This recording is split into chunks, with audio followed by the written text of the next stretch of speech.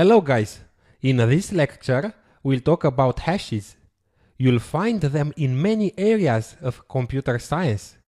Hashes are a critical part of password systems, digital signatures, security certificates, blockchain technology, cryptocurrencies like Bitcoin and Ethereum, or even how the supermarket POS verifies the PIN of your credit card when you want to pay for something.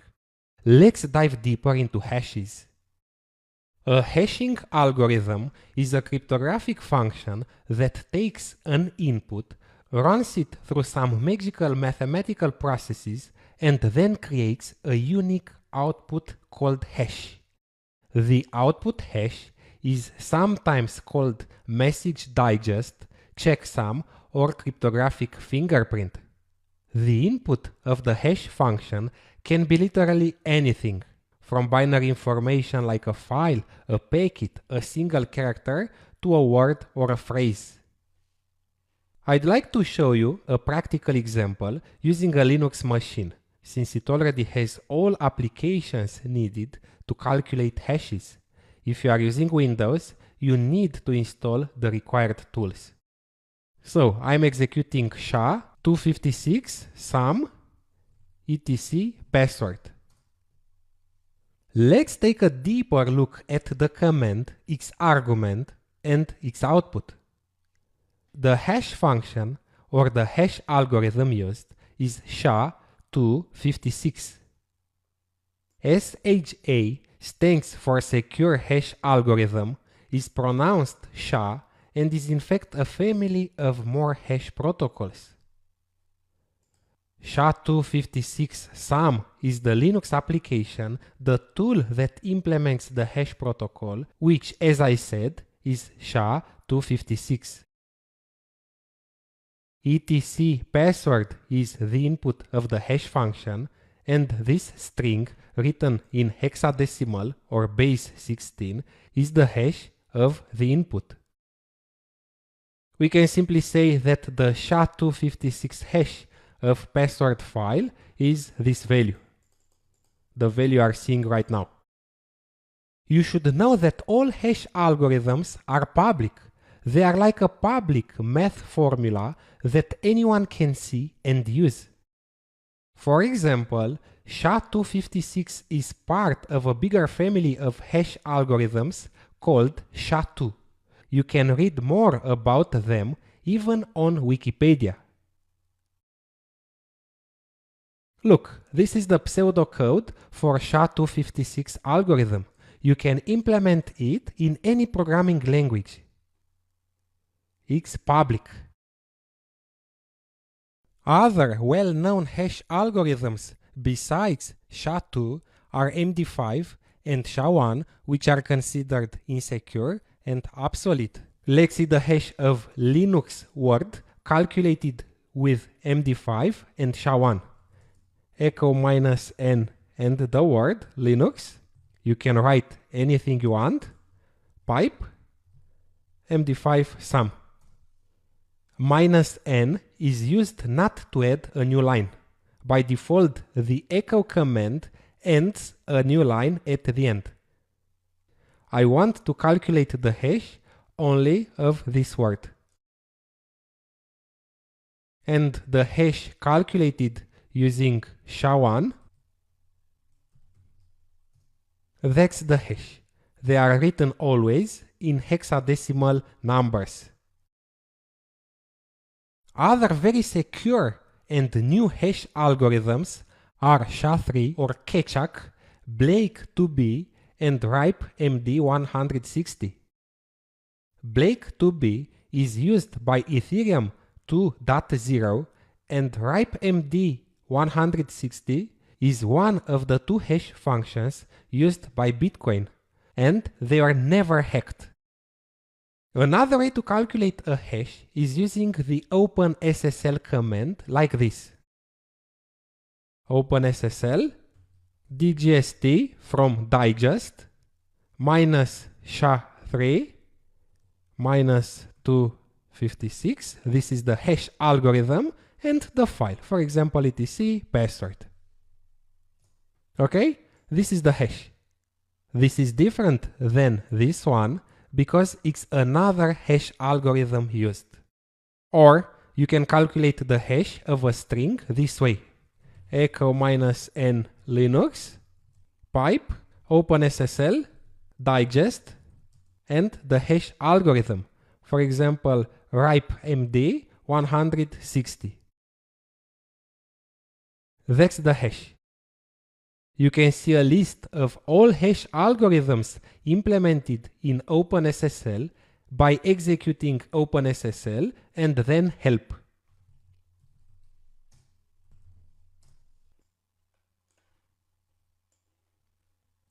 These are all hash algorithms implemented in OpenSSL.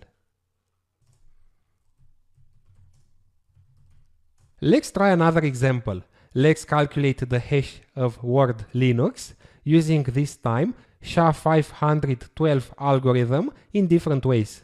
In the first example, I'll be using the SHA-512 sum command, like this. Pipe SHA-512 sum. This is the hash. Or using the OpenSSL command.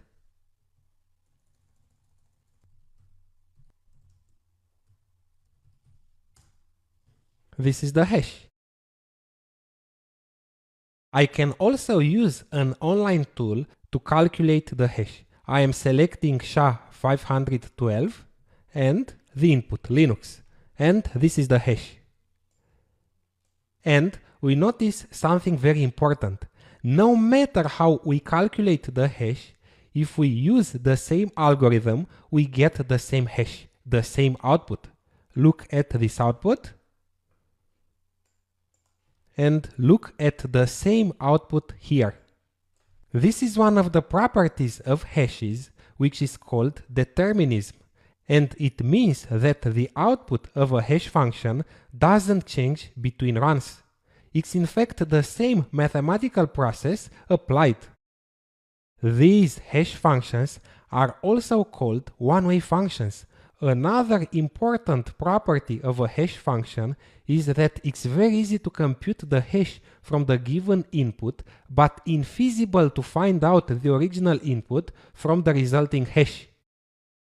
Or, if you have the hash you are seeing right now, there is no way to find out what information, what word, file or packet has given that hash. Note that hashing is not encryption. There is no secret, no key in hashing. In this lecture, we'll talk about the properties and use cases of hash algorithms. Though all cryptographic hash functions have different mathematical foundations, they do have the same properties. Let's consider a cryptographic hash function and see what are its properties. The first property is called determinism. This means that the output of a hash function doesn't change between executions if it runs on the same input. It doesn't matter when or on what machine you calculate the hash. It will be the same if you use the same algorithm and input. In these examples, I've calculated the hash of Word Linux in two different ways, using the SHA-512 sum command and using the OpenSSL command. It's the same hash. If I calculate the hash using an online tool, we get the same result. Another important property of hash functions is that two different inputs always have different hashes. Or we can say that if two inputs, like two files, have the same hash, they must be equal. If a single bit changes across inputs, it will produce an entirely different hash. Let's calculate the hash of the word computer using SHA-256. Computer. And the algorithm is SHA-256. This is the hash. Now, let's calculate the hash of the word computer1 using the same algorithm. We notice that two different words have two different hashes. Each input has its own unique hash. Keep this in mind. Now, theoretically speaking, it's possible to have collisions, and that means different inputs with the same hash. But with a good cryptographic hash function, there isn't a known way of finding a collision with all the computing resources in the world. We'll discuss hash collisions in a dedicated lecture later in the course. A hash function is one way, meaning that it's computationally infeasible to determine the original message from its hash value. Hashes work based on an irreversible mathematical transformation. In other words, given a hash, it would be impossible or extremely difficult to determine the deterministic steps taken to reproduce the input of that hash. Look at this hash. There is no way, no matter how much computational power you possess, to find the file or the text that has produced this hash. Hash functions always produce a fixed length output regardless of size of the input. For example, SHA-256 always produces a hash of 256 bits and SHA-512 a hash of 512 bits. In fact, the number after the SHA word means the length of the output hash. Let's see some examples. I'll calculate the hash of two characters A and B using SHA-256.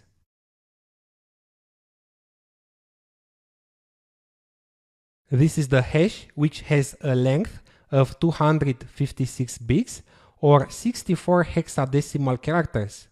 Now I'll calculate the hash of a phrase.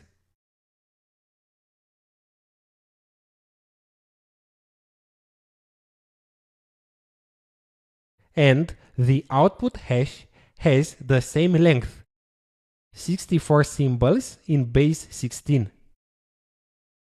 Let's see now the hash of a file. I'm not interested in how big the file is. Its hash will have a length of 256 bits or 64 hexadecimal characters.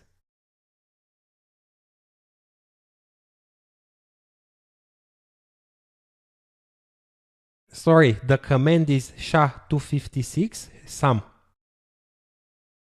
Okay, permission denied. Okay, let's choose another file. etc password.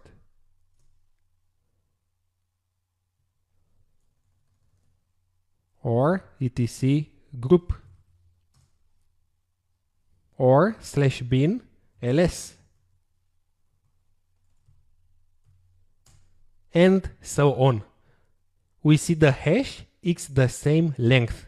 If I had a file of 1 gigabyte, its hash would be of the same length. Another property of hash algorithms is the avalanche effect. Changing one bit in the input should create an avalanche effect, and its result is an entirely different hash. Let's see an example. Let's take a bigger file. For example, a dictionary file that comes with Kali Linux. Let's see how many characters and words are in that file. USR share,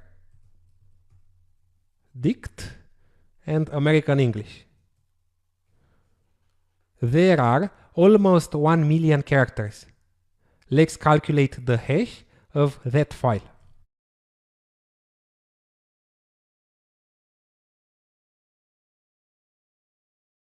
This is the hash, and I'll change a single character. I'm opening the file using Vim, and at the end of the file, I'll add a white space.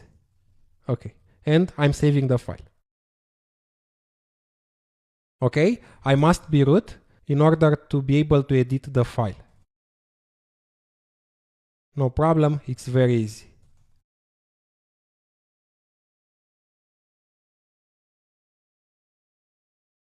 So at the end, I'm adding a white space and I'm saving the file. Let's see Xhash.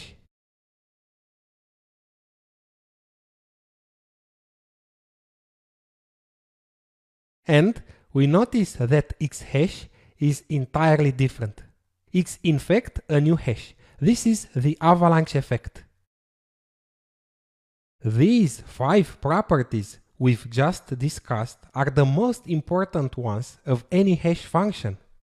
A good cryptographic hash function must also provide compression, efficiency, and collision and preimage resistance.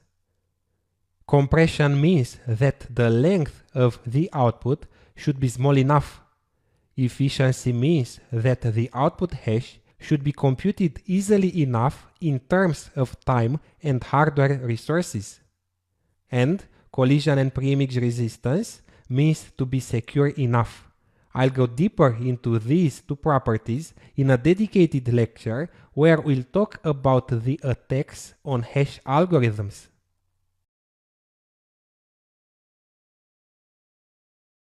In this lecture, we'll talk about the applications of hash algorithms. You'll find hashes in many areas of computer science. Hashes are everywhere. They are a critical part of password systems, digital signatures, security certificates, blockchain technology, or even how the ATM of your bank verifies the PIN of your credit card when you want to withdraw some cash. Let's see the most useful use cases. Cryptographic hash functions are very commonly used in password verification. For security reasons, passwords are not stored in clear text. If an attacker was to break into the system and steal the file or the database where passwords are stored, the attacker could then access each user account. A more secure way to store a password is to transform it into data that cannot be converted back into the original password. And this is exactly what hashing does. So instead of saving the clear text password, the system will calculate its hash and store that hash.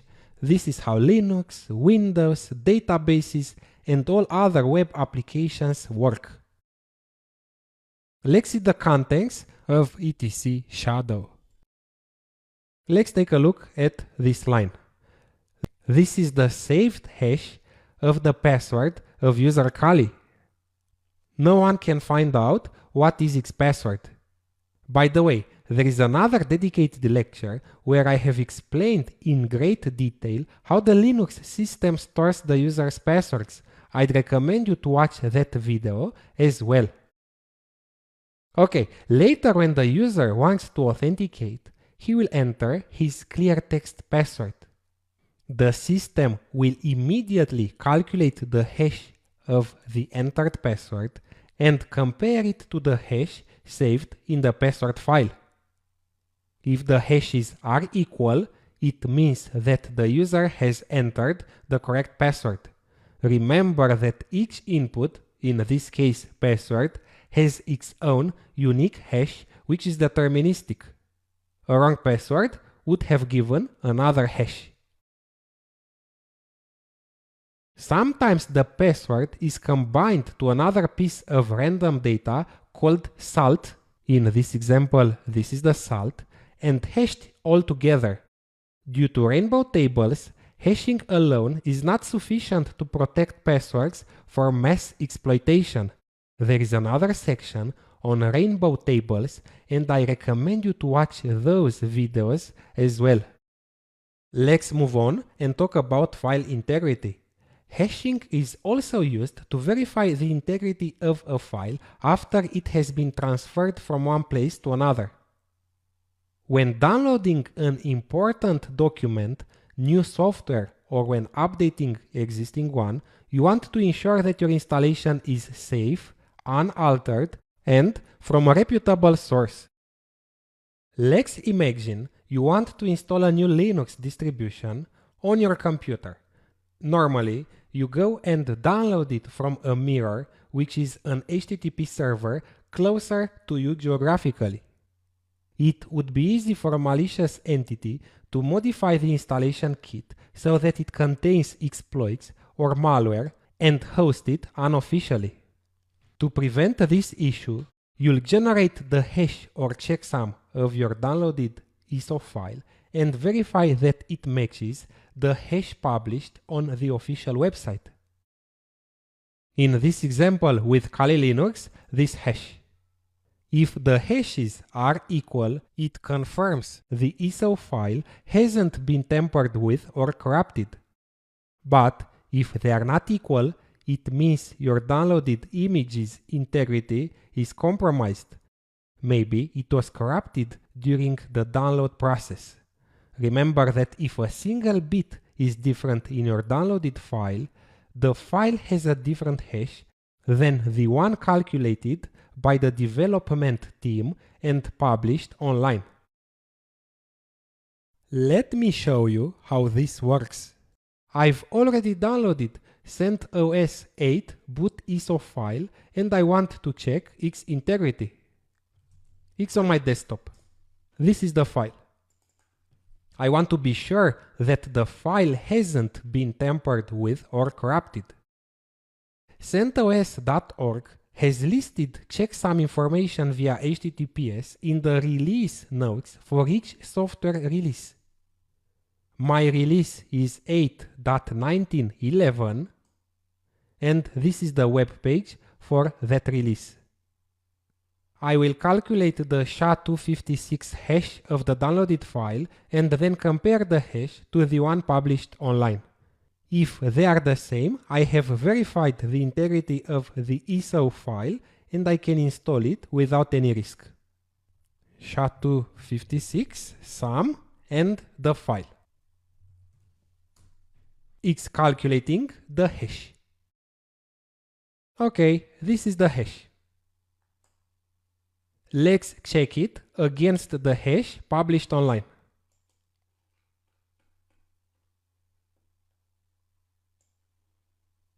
Okay, it starts with 7FEA, 1322B, and so on.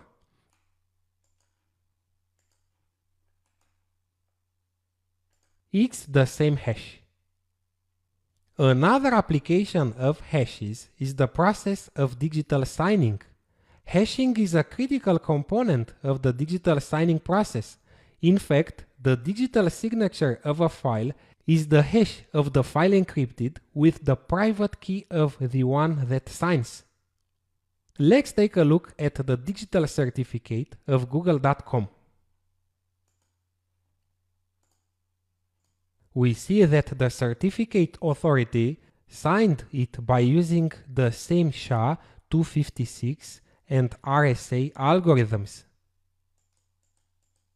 The last application of hashes I'm gonna talk about in this lecture is related to data structures of programming languages. Python dictionaries and sets or Go maps are implemented as hash tables. We won't go deeper into it now. You should only know that they provide constant time lookup and insertion time on average.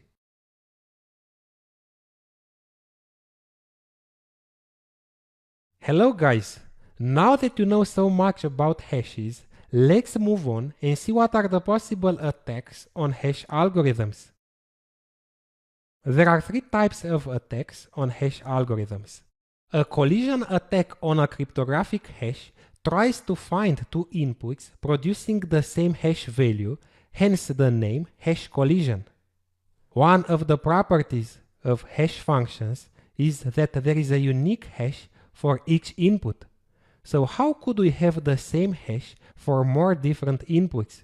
Because a hash function can have an infinite number of inputs and a predefined output length, for example SHA-256 always produces a hash of 256 bits long, there is inevitably going to be the possibility of two different inputs that produce the same output hash.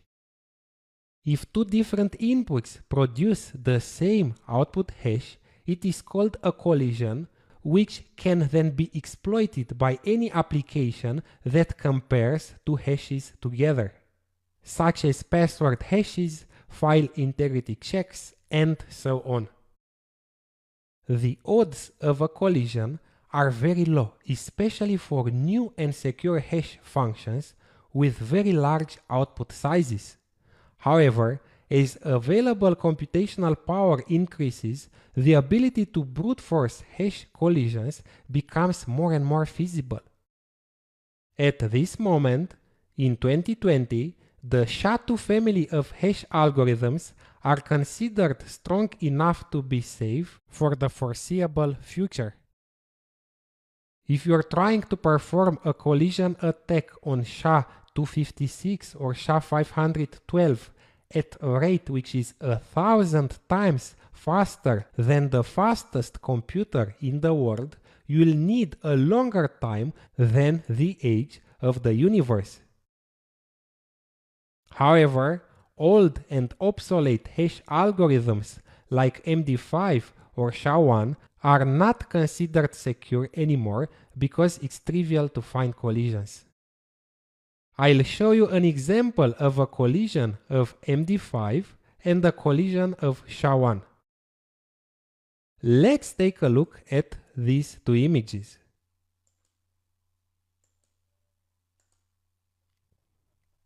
You notice for sure that they are completely different. Let's calculate their hashes using MD5. They are on my desktop directory in another directory called hash collisions. I am moving to that directory. Okay, so MD5 sum, plain.jpg and ship.jpg, the images. And surprise! We notice that even though the input is different, the output hash is the same. This is a collision of MD5. If I used another algorithm, I would get different hashes. Let's calculate their hashes using SHA-1. It's different. This is a collision only for MD5. Now, let's see another collision, this time of the SHA-1 algorithm. There are these two PDF files that display different content, yet have the same SHA-1 digest. This is the first PDF, and this is the second. Okay, these are the PDFs. Let's see their hashes, SHA-1 sum and the PDF files. They have the same hash. By the way, to find these two colliding files was not an easy job. It was the Shattered project led by Google Research Security in 2017. You can find more information here at shattered.io. The attack required the equivalent processing power of 6,500 years of single CPU computations. The team has spent 2 years developing the technique, and the cost of the resources involved was more than 130,000 US dollars at that time. Many collisions exist in all hash algorithms, but you cannot find any in a reasonable amount of time because it could take you years. I'll attach to this lecture the files that produce the collisions as a resource. Another attack on a hash algorithm is called first preimage attack, and it means to find a message that has a specific, a given hash value.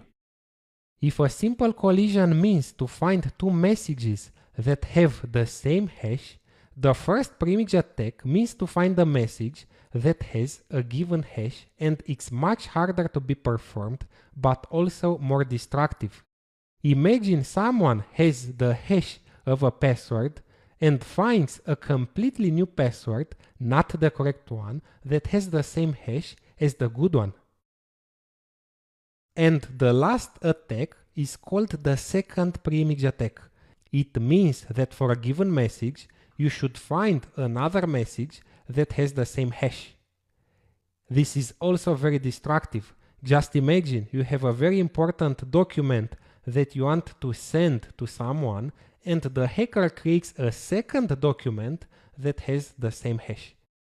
The shattered attack we've just seen is just a collision, not a preimage attack. In general, a collision attack is easier to be performed than a preimage attack, as it is not restricted by any set value. Any two values can be used to collide. In this video, we'll discuss full disk encryption using dmcrypt and LUKS. Mobile devices, such as mobile phones, tablets, and laptops, or even USB sticks, have the unfortunate property of being lost or stolen easily. This can be disastrous for a company if a device is lost or stolen while containing sensitive information like intellectual property. According to different statistics, between 40 and 50% of breaches occurred due to stolen laptops or other storage devices. Just because a laptop is password protected, files are not necessarily safe from unauthorized access. Hackers can easily boot the computer from a USB drive and then access all the files on the computer. As I suppose you already know, there are a lot of ways of recovering the root or admin password.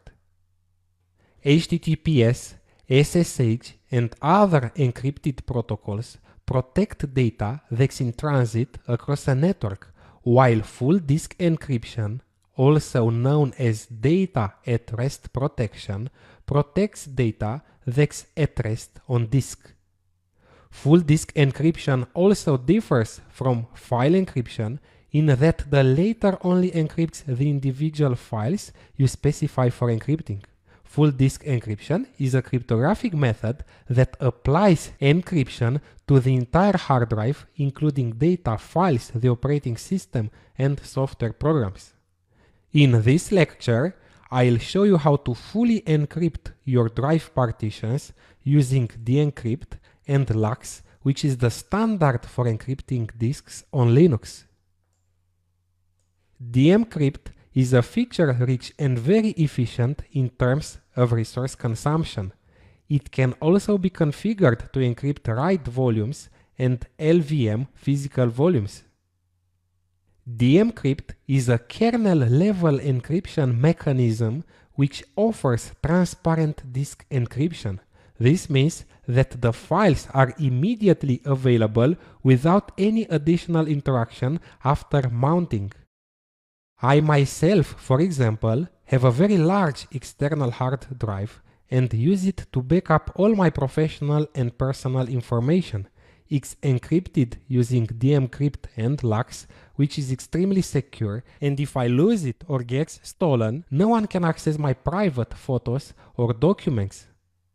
A common concern surrounding full disk encryption is the fear that the encryption and decryption process will cause a noticeable slowdown of processor speed.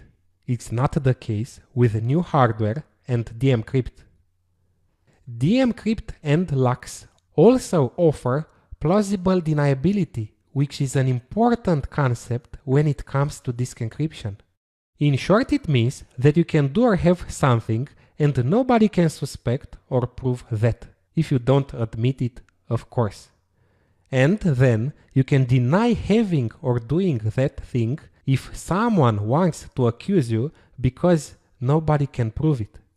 In case of disk encryption, the plausible deniability property means that if you have an encrypted disk, no one can prove that's encrypted. Of course, if you don't admit it. And as a logical consequence, you cannot be forced to decrypt the disk. So we know that dmcrypt is a kernel module used for encryption. But what is LUKS? LUKS is short for Linux Unified Key System and has been invented to standardize key setup. While most disk encryption software implements different incompatible formats, LUKS implements a platform-independent standard on disk format for use in various tools. With LUKS, all information like the master encryption key or headers needed for the encryption are saved on the partition that's encrypted. Okay, this was a short introduction to full disk encryption using dmcrypt and LUKS. Also note that this is a Linux solution. In the following lecture, I'll show you live how to set up an encrypted USB stick. See you in a second. Let's get started. I'm gonna encrypt an entire USB stick using dmcrypt and LUKS. You should follow the same steps if you want to encrypt a hard disk partition or an external USB hard drive. The following commands will destroy all data on the disk, and I recommend you to make a backup before continuing. Keep in mind that this is a full disk encryption solution for Linux-based operating systems, and if you want to access the encrypted disk on Windows or Mac, you must install another software. For example, on Windows, you should install LibreCrypt to access the encrypted drive. LibreCrypt is the only way to read LUKS volumes on Windows. The first step is to install Crypt Setup if it's not already there. Crypt Setup is a utility for setting up encrypted file systems using a device mapper and dmcrypt. All following commands will be executed as root. So if you don't have Crypt Setup, you can install it using apt install Crypt Setup. Okay, it's upgrading Crypt Setup. On some Linux distributions, like Fedora or CentOS, the name of the package is Crypt Setup minus LUKS. The next step is optional but recommended and consists of filling the partition you want to encrypt with random data. This will ensure that the outside world will see this as random data and protect against disclosure of usage patterns. At this moment, I'm inserting the USB drive. If you are running Linux in a VM, you should see the USB drive in the properties of the VM at the USB section. So settings and USB. Here you should see the drive. USB flash drive. And if you don't see it there and you run VirtualBox, you should install VirtualBox extension pack. This piece of software. Okay, I've just inserted the USB drive. I'm waiting a few seconds and then I'll check the name of the newly inserted drive, fdisk-l. And its name is SDB. Probably in your case, another name could be displayed like SDC or SDD. If you want to encrypt only a partition, not the entire disk, use that partition's name. A partition's name always ends in a digit, like 1, 2, or 5 in this example. What is the most important is to use the correct name. Take care that if you use a wrong disk or partition name, all data on that disk or partition will be lost forever. The following command will remove all data on the disk or the partition you are encrypting. So make sure you have first backed up your data to an external source. So dd if from input file, df u random. This is one way of generating random data. and output file equals /dev/sdb, the name of the drive, and status equals progress.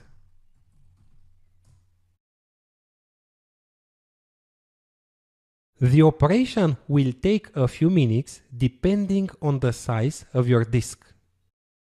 In this example, I'm stopping it. I'm pressing Ctrl+C. The next step will initialize the LUX partition and set the initial passphrase, either via prompting or via a key file. In this example, we'll use a passphrase. The command will fail if the partition is already mounted, so please unmount it if it's the case. So crypt setup -y-v LUX format, use the camel case notation, and the name of the drive, /dev sdb. -y option is used to interactively ask for a passphrase or to ask for it twice and complain if both inputs do not match. And -v comes from verbose. This will overwrite data on SDB irrevocably. I'm typing uppercase yes. And I'm entering a passphrase.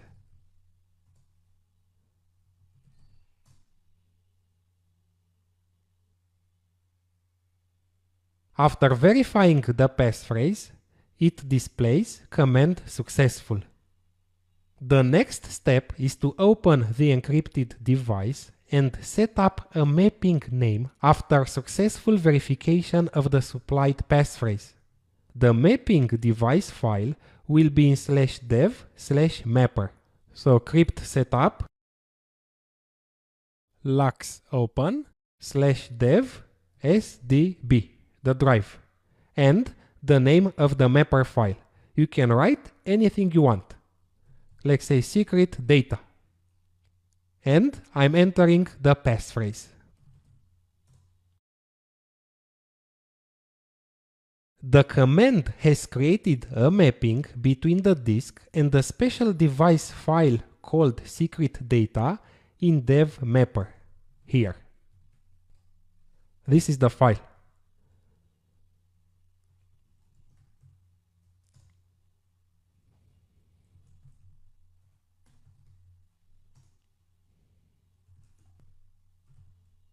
It's in fact a symlink to DM -0 to this file. We notice this is a special block device.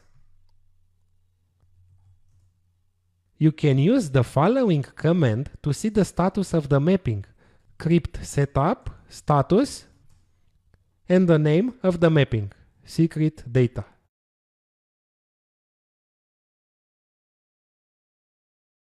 You are seeing the symmetric encryption algorithm used, the length of the key, and much more. Next, we'll format the file system. Make file system.ext4 dev mapper secret data. ext4 is the most used file system for Linux. Okay, and it takes a few seconds. 10-20 seconds, depending on the disk size. And it's over. Finally, we mount the encrypted file system to the main file tree, like this. Mount dev mapper secret data and an existing directory, let's say mnt. At this point, you can use the mounted disk normally. You copy, move, or erase files on the disk as with any other disk. The content of the disk will be in /mnt.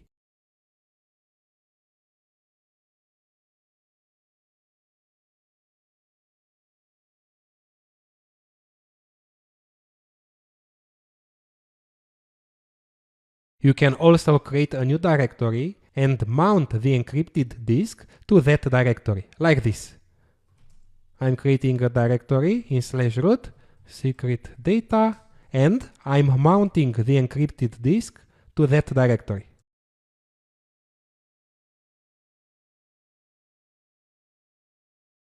I can access dev-mapper secret data, so the encrypted disk, both in MNT and root secret data. By the way, in Linux you can mount a storage device or a disk on more directories. The encryption is transparent and you won't notice anything. And once again, data is protected at rest or when the disk is not mounted.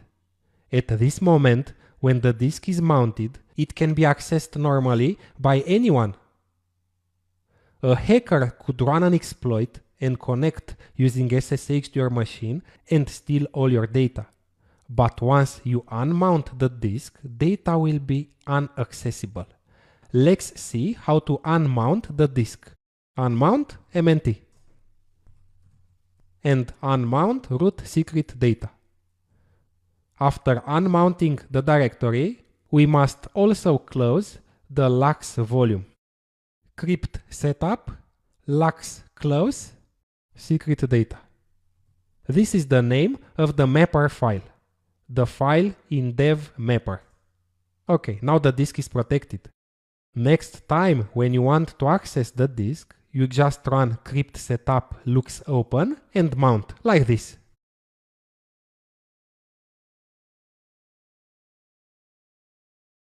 This is the mapper file and I can write anything I want, like secret.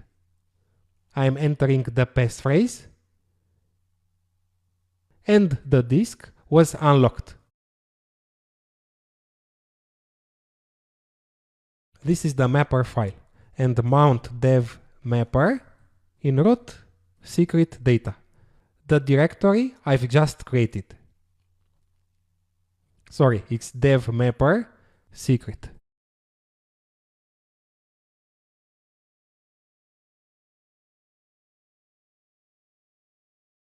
I am creating a file on the encrypted disk. If you are using a graphical interface, it's also probable that the Linux operating system will recognize the disk when inserted and prompt you automatically for the passphrase. Don't forget that any storage media fails and backup is mandatory for encrypted data as well. Of course, if the data has any worth.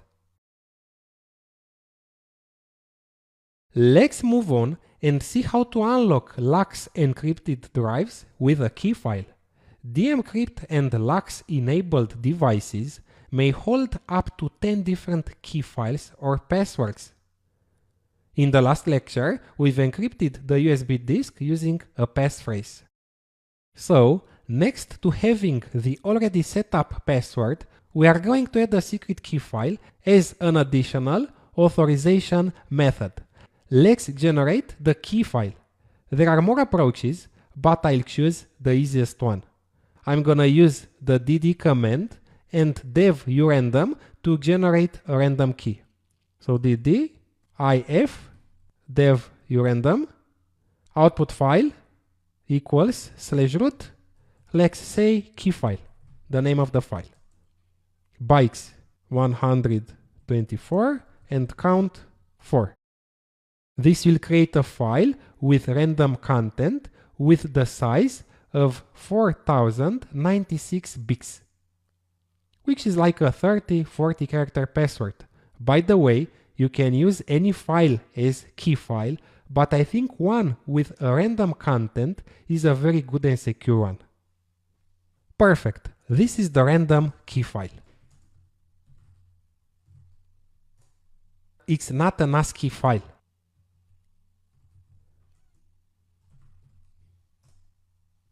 Optionally, for extra security, you can encrypt the key file symmetrically using GPG. And I will make the key file readable only by root.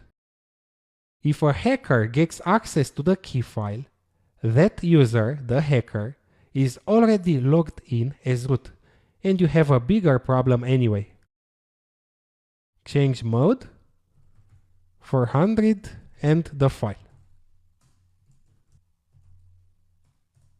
These are the right permissions for the file.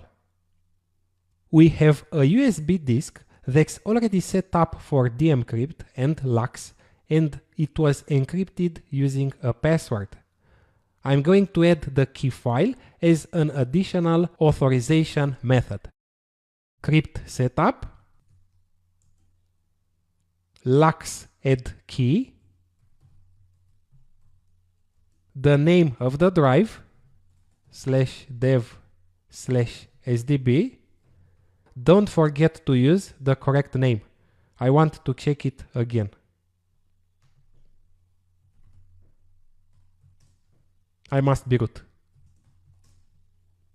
Okay, its name is SDB. And the path to the key file, root key file. And I'm prompting to enter an existing password to unlock the drive. This is the password from the previous lecture when we've set up the drive.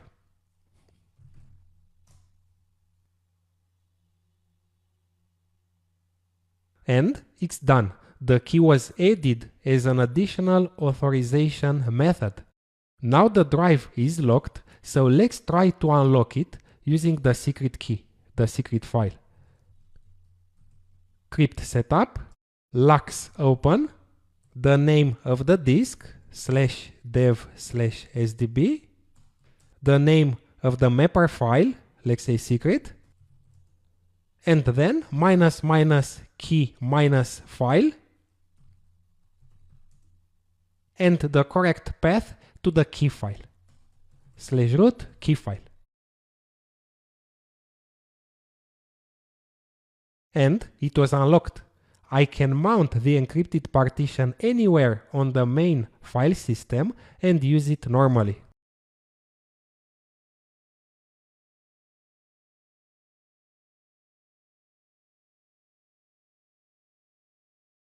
In this lecture, I'll show you how to install and use VeraCrypt on Windows, which is a free open source full disk encryption solution. VeraCrypt is multi-platform software that can be installed on Windows, Mac, Linux, or even on FreeBSD. VeraCrypt is still under active development, with the latest encryption standards being supported. Let's see what are VeraCrypt main features.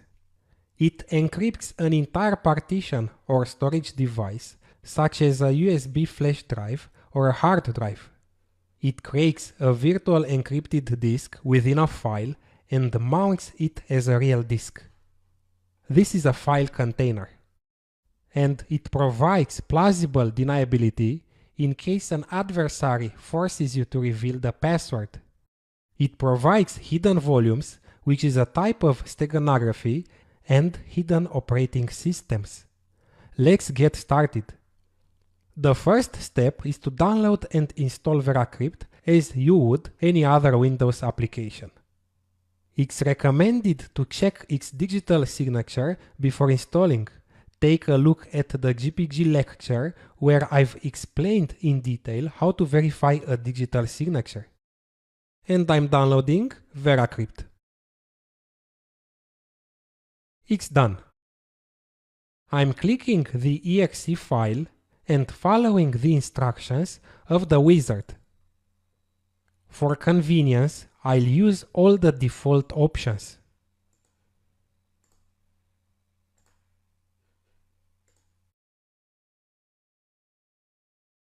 Okay, that's all. VeraCrypt has been successfully installed.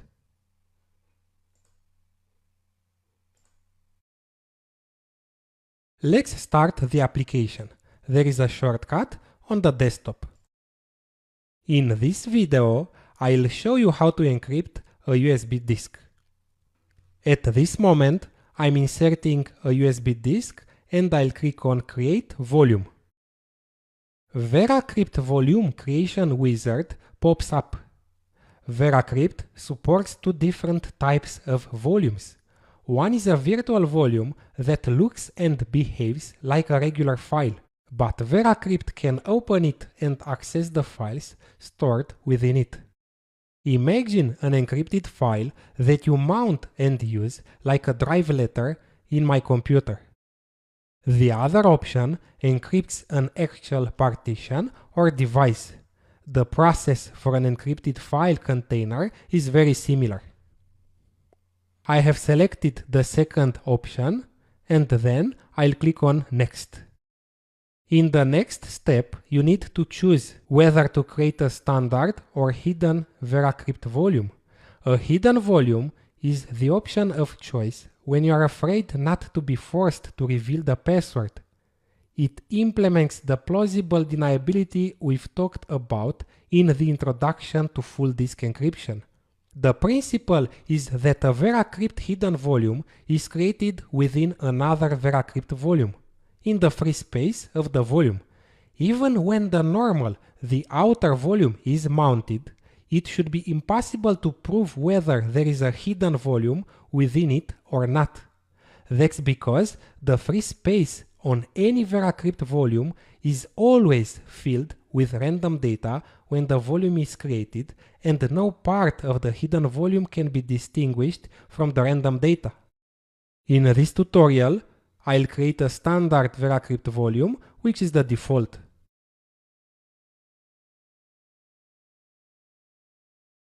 The next step is to choose the volume location. This is in fact the disk or the partition we are going to encrypt. And I'll select the removable USB disk, this one. And next. At this point, I have to select the volume encryption mode. The first option will format and encrypt the volume, and any data on the device or partition will be lost. The second option will try to encrypt the files on the device on the fly, and you won't lose the data that's already on the device. This takes a longer time. However, if the device is empty, you choose the first option.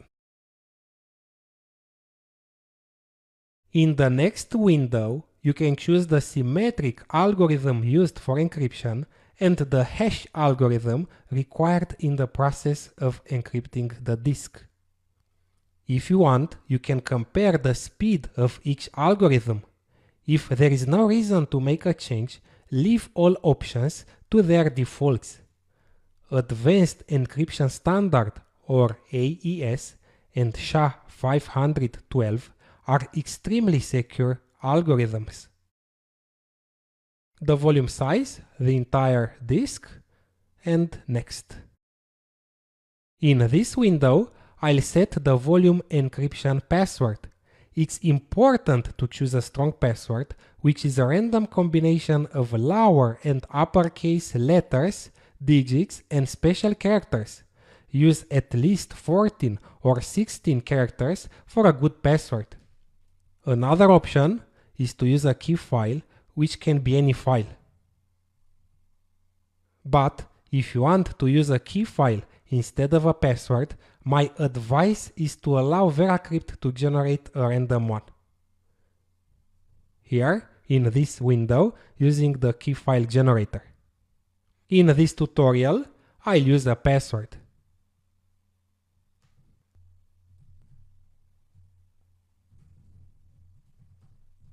And I'll click on Next. If you think you'll store files that are larger than 4 GB, click this option. If not, leave it to the default. In this window, we'll choose how to format the drive. I'll select the file system as being FAT. FAT is good for compatibility. And I'll select Quick Format because I don't want to wait too long. Note that the Quick Format option comes with a small risk, which is in most cases acceptable. And I'm clicking on Format. This warning says that the disk will be erased and all data lost. So make a backup if you have any valuable data on the disk.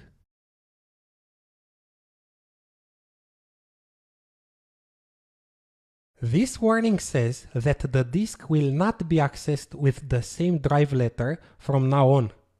If, for example, the disk was accessed in my computer using drive letter D, it won't be accessed anymore using the original drive letter. Okay, that's all. The disk was formatted and encrypted. Now, let's mount and use the disk. I'll click on Select Device and then select the disk. In this case, it's D. I'm selecting the drive and then a new letter for the encrypted volume. As I said, I cannot use the same drive letter. You can choose anything you want and I'll select A and mount it. And it's prompting for the encryption password.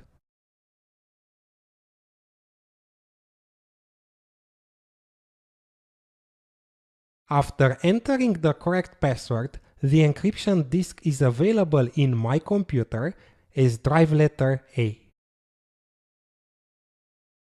This is the encrypted disk.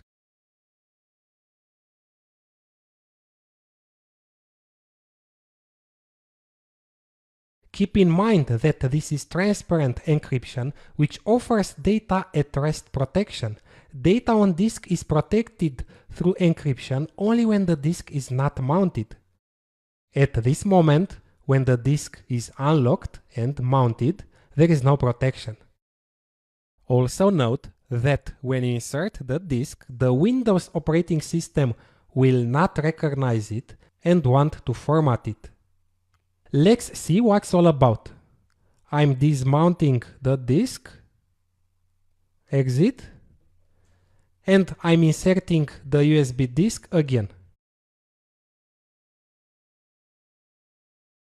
Notice how Windows wants to format the disk. I'm clicking on Cancel, OK, and Cancel. I'm opening VeraCrypt, select the device, mount, and enter the password.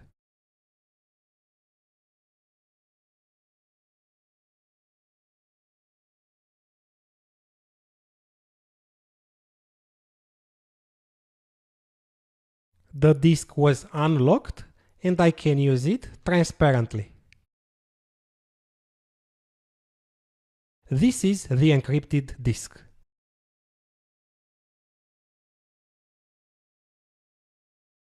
Hello guys and welcome. We'll start talking about GNU Privacy Guard or GPG. GNU Privacy Guard is a cryptographic tool that helps you manage public and private keys as well as perform encryption and decryption, both symmetric and asymmetric, signing and verifying operations.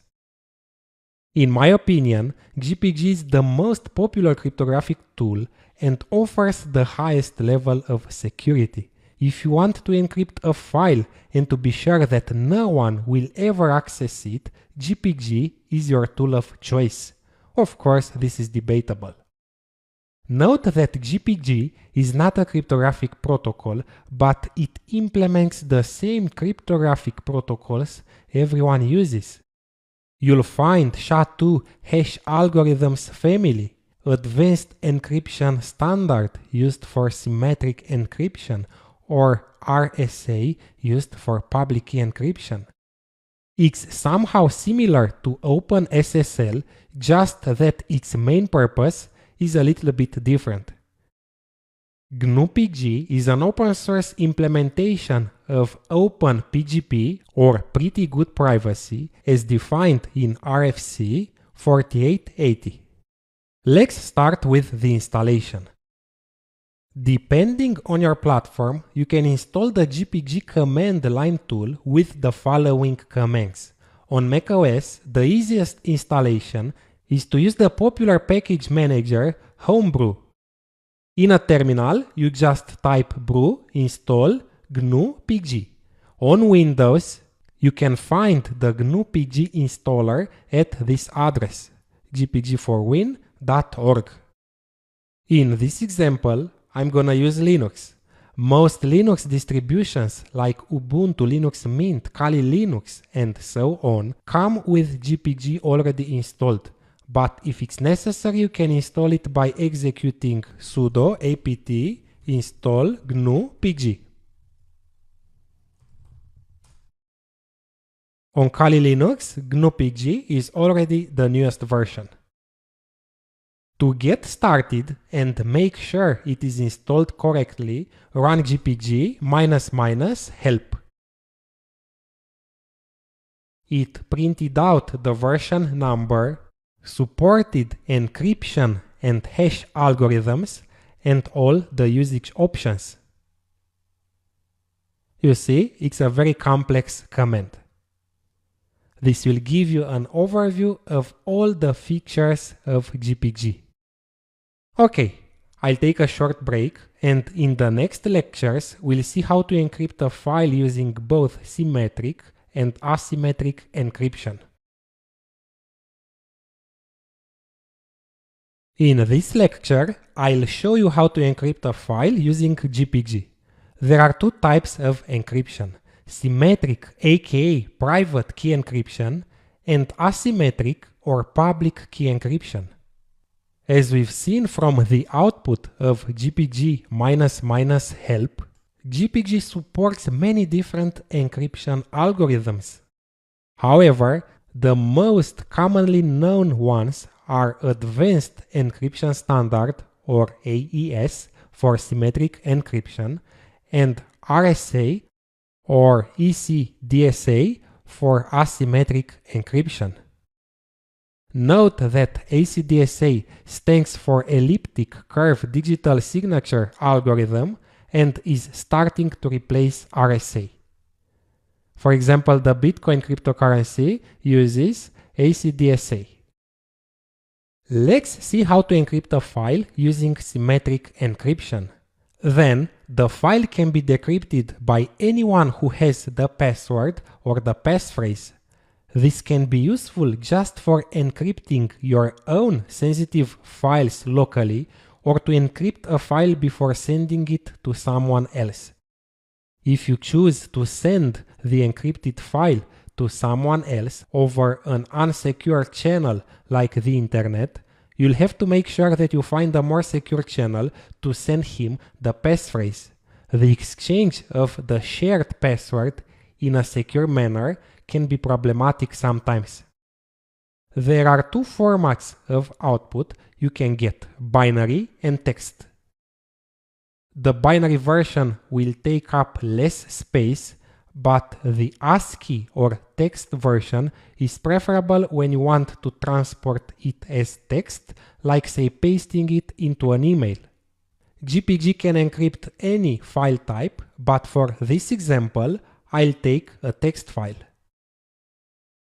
I've already created a simple text file called secret.txt. This is its contents. And I'm executing gpg -c secret.txt. And it's prompting for a passphrase. Use something complex, at least 12-14 random characters, including digits and special characters, or 6 random words. Just for this example, I'll use something simple to write it fast.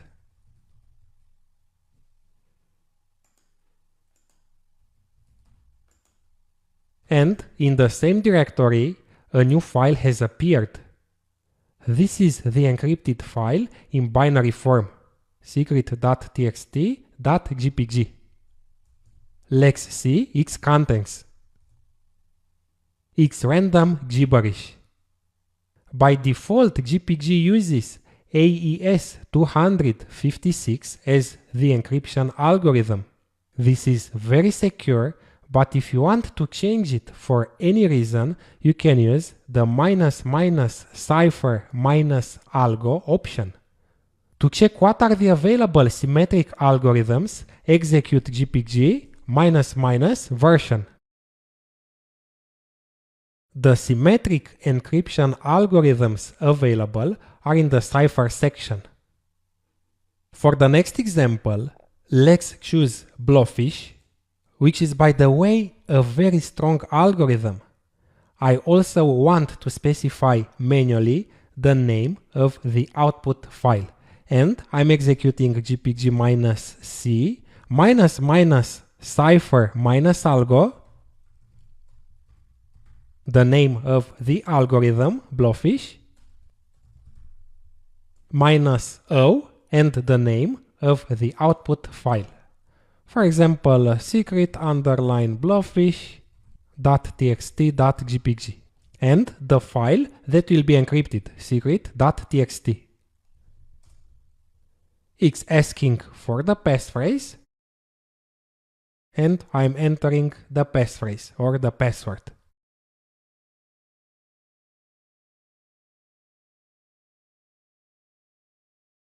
And a new file named secret_blowfish.txt.gpg has appeared in the current working directory. After encrypting your file, if you want to keep it for storage, don't forget to erase the clear text version. This file. You could use the shred command instead of rm because it overwrites the file to hide its contents and then deletes it. This will make it very hard for anyone who wants to recover the deleted file. Something like this: shred -vu -n100 secret.txt. The file was overwritten 100 times and then deleted. When you want to decrypt your file, you execute gpg-o, the name of the clear text file that will be created, secret.txt, -d, and the name of the encrypted file, secret.txt.gpg. There is a new file called secret.txt in the current working directory.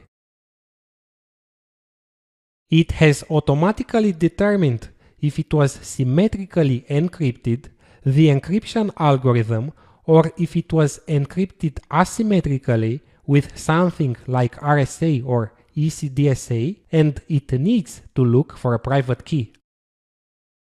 Maybe you wonder, why didn't it ask for any passphrase? The answer is that GPG uses by default a software component called GPG agent. This is its man page. GPG agent runs as a daemon and manages secret or private keys. It's running as a daemon in the background. So for this session, the GPG daemon is keeping a copy of the passphrase securely in the RAM. You can make it forget the passphrase like this: echo reload agent in uppercase letters, pipe gpg -connect -agent. Or if you want to manually terminate the currently running agent, you can execute gpg-conf --kill gpg agent. Now, if I try to decrypt the same file, it will ask for the passphrase. Let's run the command that decrypts the file. This one. And it's asking for the passphrase.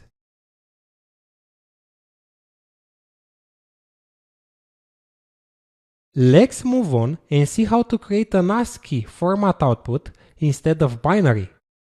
As I said, it is useful when you want to use the encrypted message in text-based applications like pasting it somewhere. To produce an encrypted ASCII format, all you have to do is to add -a or --armor option to the GPG command like this: gpg-c a and the clear text file that will be encrypted, secret.txt.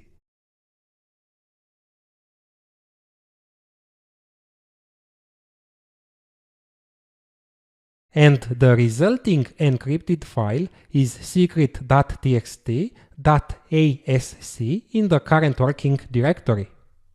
All the options we have seen in the previous examples are still available. This is a text file. This is the encrypted file. And you decrypt it as usual. gpg-d secret.txt.asc. And it was decrypted. This is the contents of the file. Remember that GPG agent kept a copy of the passphrase in the RAM. Okay, that's all about symmetric or private key encryption using GPG. In the next lecture, we'll move to asymmetric or public key encryption. See you in a second. When it comes to public key cryptography, there are private and public keys which are related. You can share your public key with anyone, but you must keep your private key secure. If someone gets your private key in clear text, the encryption is compromised. Let's start by creating a new key pair. You can generate as many key pairs as you want. gpg -gen -key. And the standard dialog for generating the key pair pops up. To generate the key, I have to enter my name and my email address. Let's say Andrei and andrei@somedomain.com.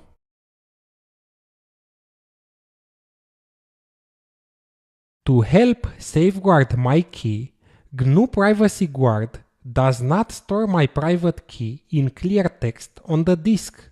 Instead, it encrypts it using a symmetric encryption algorithm. That is why it's prompting for a passphrase. Thus, there are two barriers an attacker must cross to access my private key. He must actually acquire the key and he must get past the encryption. And I'm writing a password. This is just for this test, but you should use a passphrase that is at least 8 characters long.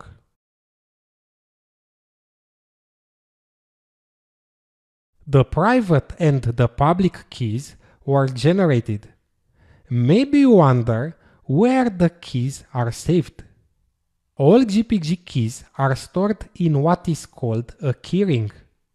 On Linux, this is a hidden directory called .gnupg in the user's home directory. This one.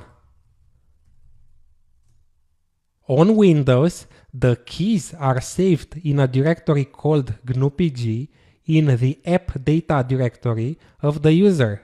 Note that app data is a hidden directory on Windows.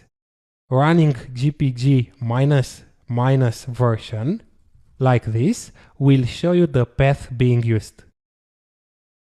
This is where the keyring is saved. Let's take a look at the public keys stored in the keyring gpg ---- -keys. I listed my public key and other people's public key I have imported into the keyring. And if I want to list my own private key, I execute gpg ---- list -secret keys. I see the public key cryptographic algorithm used, which is in this case RSA 3072. The generation and the expiration dates and the key fingerprint. GPG provides a unique identifier for each key pair. There is both a short and a long GPG key ID, which consists of 8 hexadecimal digits for the short ID and of 16 hex digits for the long version. This ID is important when you want to perform operations like importing or exporting the keys.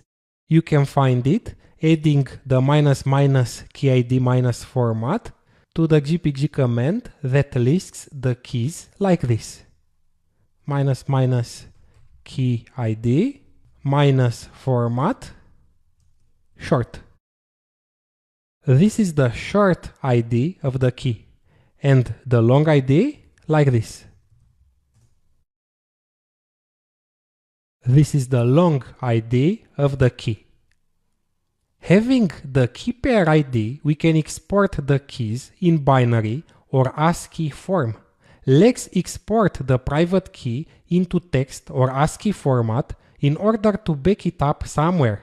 gpg minus minus export minus secret minus keys minus minus armor and the key ID.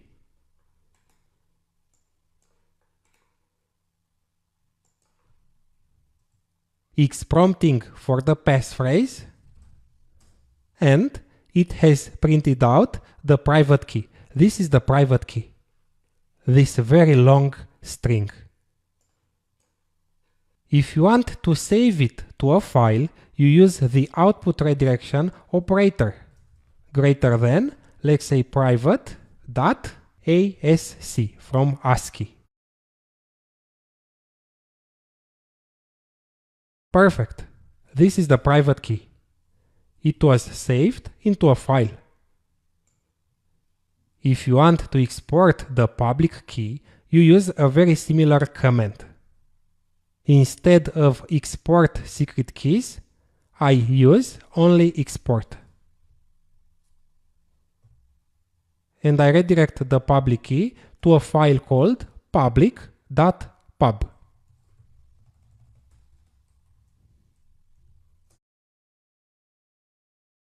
This is the public key. The exported keys can be imported back into the GPG keyring later. Let's move on and see how to delete a private key from the local storage. gpg minus minus delete minus secret minus keys and the key ID. There is a typo, keys. And it wants a confirmation. One more time, and delete key. Once you delete a key, there is no way to recover it. The private key was deleted, but the public key was not. If I execute gpg minus minus list keys, I'll see the public key in the keyring. To delete a public key, I have to execute gpg minus minus delete minus keys, and of course the key ID. It's the same key ID. gpg minus minus list minus keys will display an empty keyring.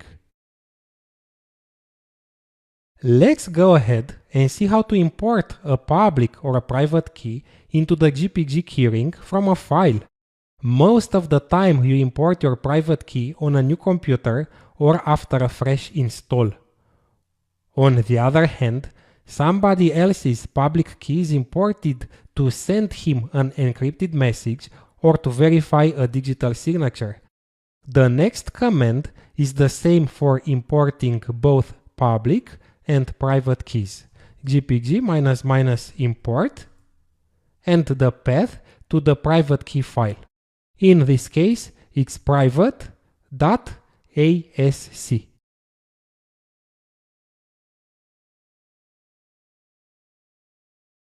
And it was imported.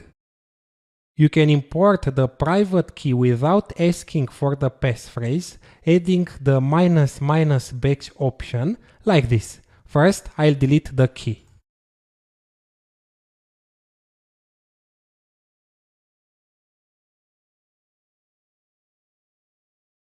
And I'll import the private key again, adding minus minus batch option.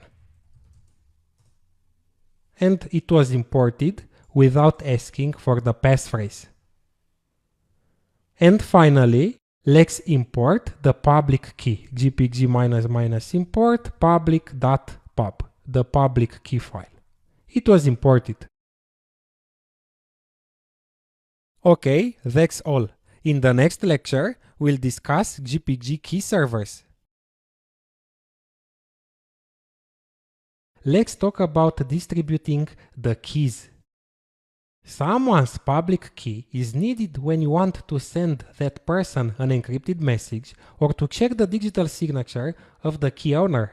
Ideally, you distribute your public key by personally giving it to your correspondents.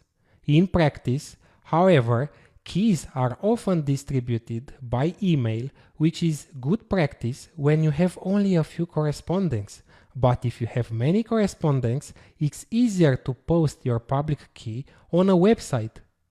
This is unacceptable, however, if people who need your public key do not know where to find it on the web.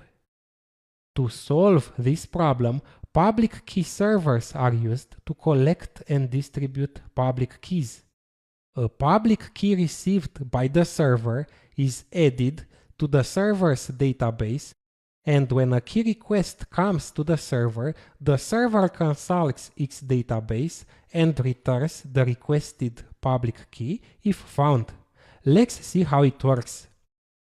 Imagine you've just downloaded the CentOS ISO and digital signature files and you want to check the signature. To do that, you need the public signing key of CentOS, and on the official website, you found out its ID. Your next logical step is to import the key with that ID from a key server.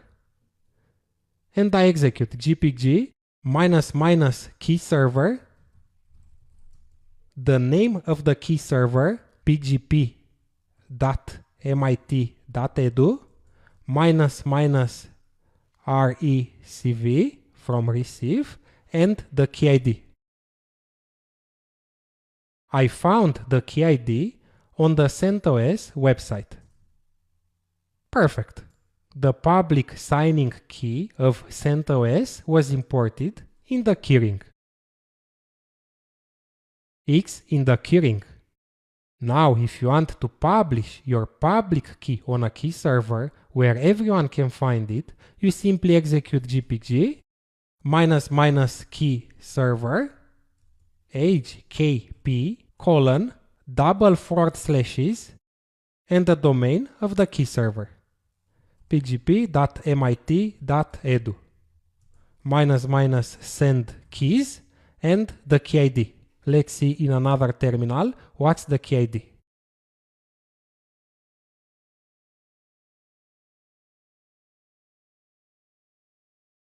This is my key ID.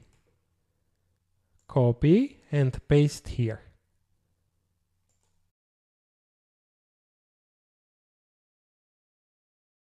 Okay, sorry, there is a mistake. The name of the key server is pgp.mit.edu, not gpg. This is its name. My public key was published on the key server. pgp.mit.edu is one of the most used public key servers in the world. There are also other public key servers, and most of them belong to a pool of key servers that gets synchronized. That means that when you publish your key on a server, after a while, the key will be automatically copied on all other servers in the pool, and the request to any of the servers will get the key. Note that there is also a graphical interface that can be used to submit a new public key or to search for an existing key using its ID. pgp.mit.edu. And I can paste here my public key ID, the ID of the key I've just submitted. And the key is already on the server. Let's see the key. This is the public key. I want to check it. That's the same key that is stored locally. Let's list the key. So gpg ---- export minus minus armor, and the key ID. Okay, this is the public key. And we notice it's the same key.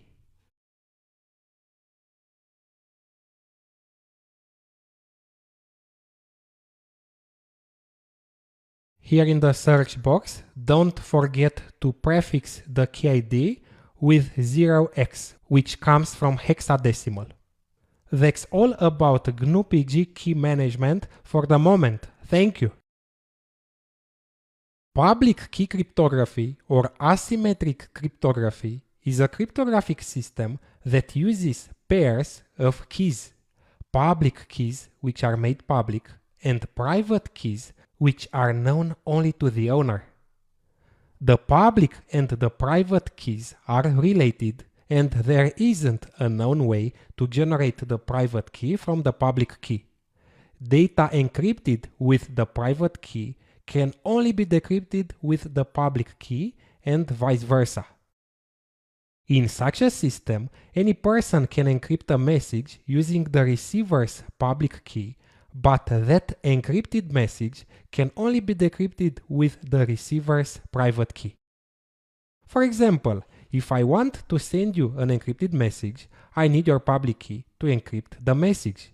Being encrypted with your public key, the message can be decrypted only with the private key of the key pair, and you are the only person that possesses the key. Note that the length of keys of asymmetric encryption algorithms are much larger than the length of the keys of symmetric algorithms without being more secure.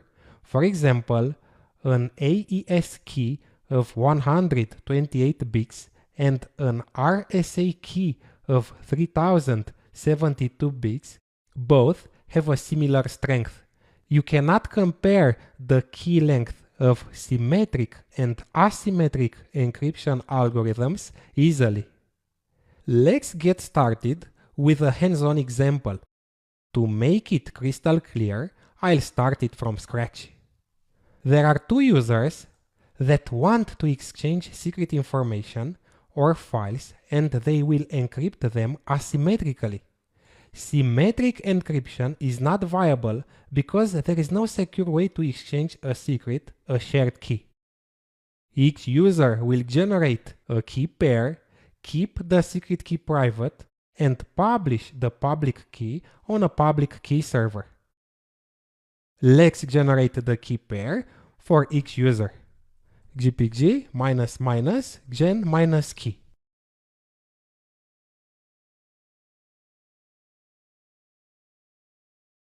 I'll use a passphrase to lock the private key.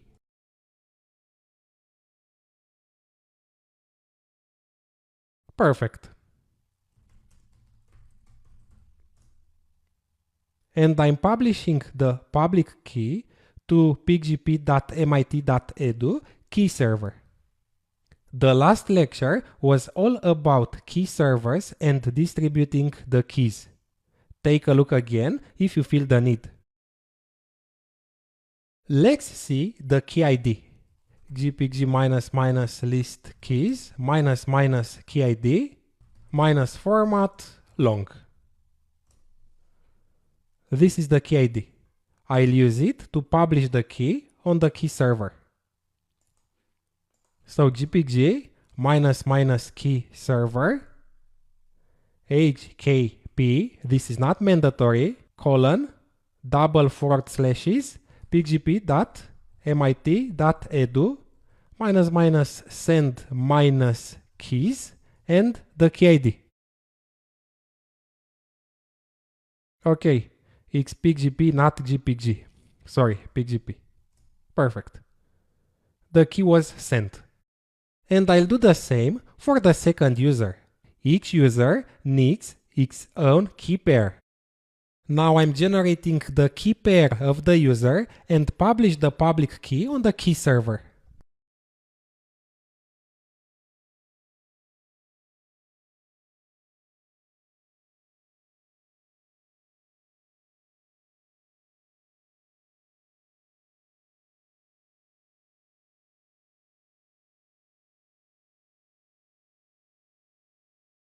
Okay, at this moment, each user has a public and a private key.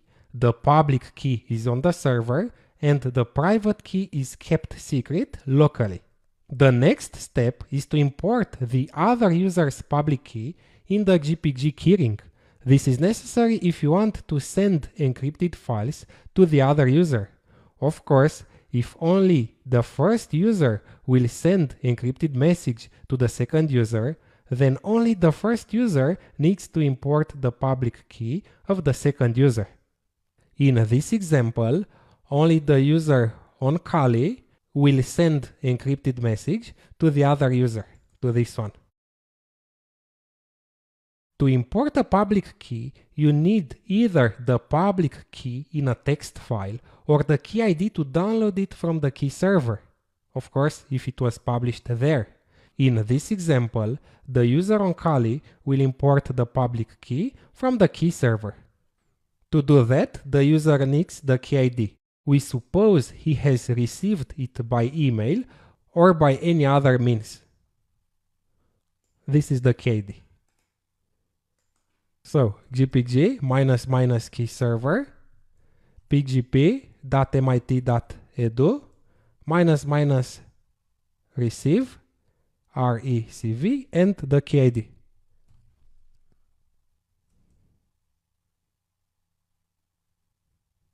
Okay, the public key of the second user was imported.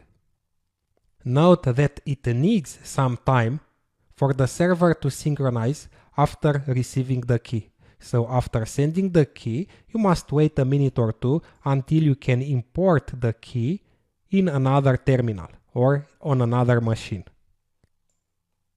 If you don't have the key ID, you can search for a key by the owner's name or email address like this. -- search -keys and a string to search. Let's take the user's email address.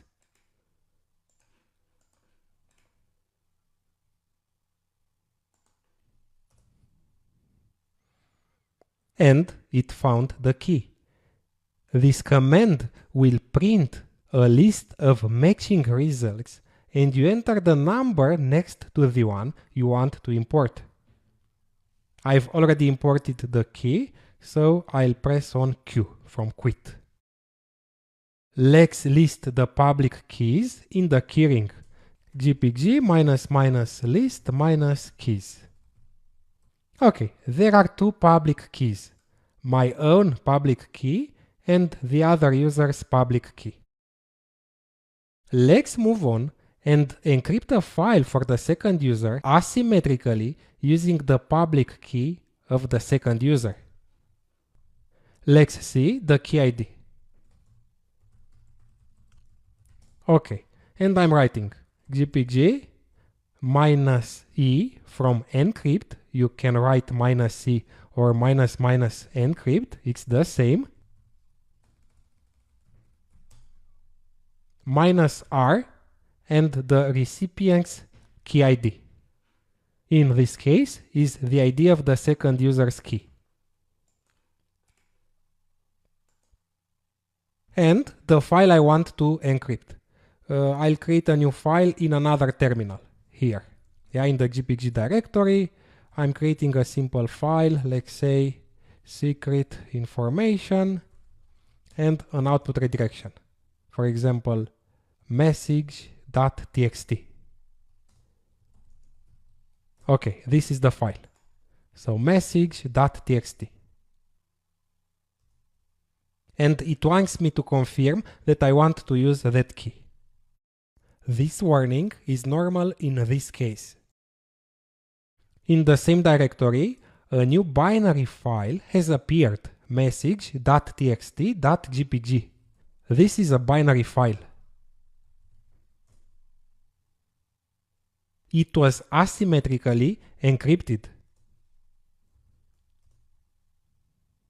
If you want to encrypt and store in ASCII format, you must add --armor or -a option like this. -a from armor. or minus minus armor. It's the same.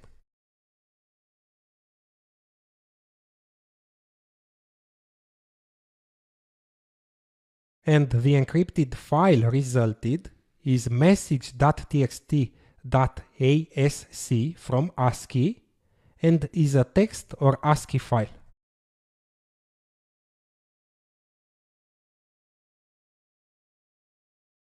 This is the file. Note that both binary and ASCII versions decrypt the same way. Now the user will send the encrypted message to the other user on an unsecured channel like the public internet. In this example, I'll transfer the encrypted file to the second user using SCP. SCP uses SSH and it's an encrypted connection, but I could also use an unencrypted one like HTTP or FTP. I'm using SCP only because it's already set up and it's working. I don't want to set up an FTP server for that. Let's see the IP address of the other Linux machine. So SCP, the encrypted file or files. I'll copy both encrypted files. The name of the user on the other machine, student, and the IP address. And the local path where to copy the files in its home directory. Okay, there is an extra 0. It was a typo. Okay, this is the correct address. And the user's password. And the encrypted files were copied. These are the files. The recipient has the encrypted files and wants to decrypt them using its own private key. He's the only person in the world that has the private key, so only he can decrypt the files. And he runs gpg -d or --decrypt and the name of the encrypted file. Let's take the binary one, this one. It's asking for the passphrase that will unlock the private key, and I'm entering the passphrase. And we see the contents of the file. Secret information. This was the contents of the file. This command didn't create a new file. It printed out the file contents at the terminal. If you want to create a new file, you can simply add -o from output and the name of the file. For example, message.txt. The file was decrypted and a new file was created. The other file, the ASCII one, decrypts the same way. I'm overwriting the file. That's all about asymmetric encryption. Thank you. A digital signature is a mathematical scheme for verifying the authenticity of digital messages or documents. A valid digital signature gives a recipient a very strong reason to believe that the message was created by the known sender, this is what authentication means, and that the message was not altered in transit. Or, in simple words, if someone receives a message or downloads a file that is digitally signed, he knows that the message was really created by the sender and not spoofed by a hacker, and that the message was not tampered with or corrupted. But what is a digital signature? A digital signature of a file is the hash of that file encrypted with the private key of the user that signs. That's all. You can encrypt and sign a message or just sign a message without encrypting it. You do that when you want to share something in plain text or make a public post that everyone can read, but you want to include a signature to prove you are the original author and that your message is not altered in transit. If you don't encrypt the message, there is no confidentiality and it only proves integrity and authenticity of the message. In the real world, there are a lot of messages that are not confidential, like for example applications or software updates. They only need to be signed, not encrypted. Let's see the first type of a signature, which is called clear text signature. The document is not encrypted, only signed, and the signature is appended to the end of the document. This is very useful for text files or emails. This is the file I want to sign, and I'll rename it to secret.txt.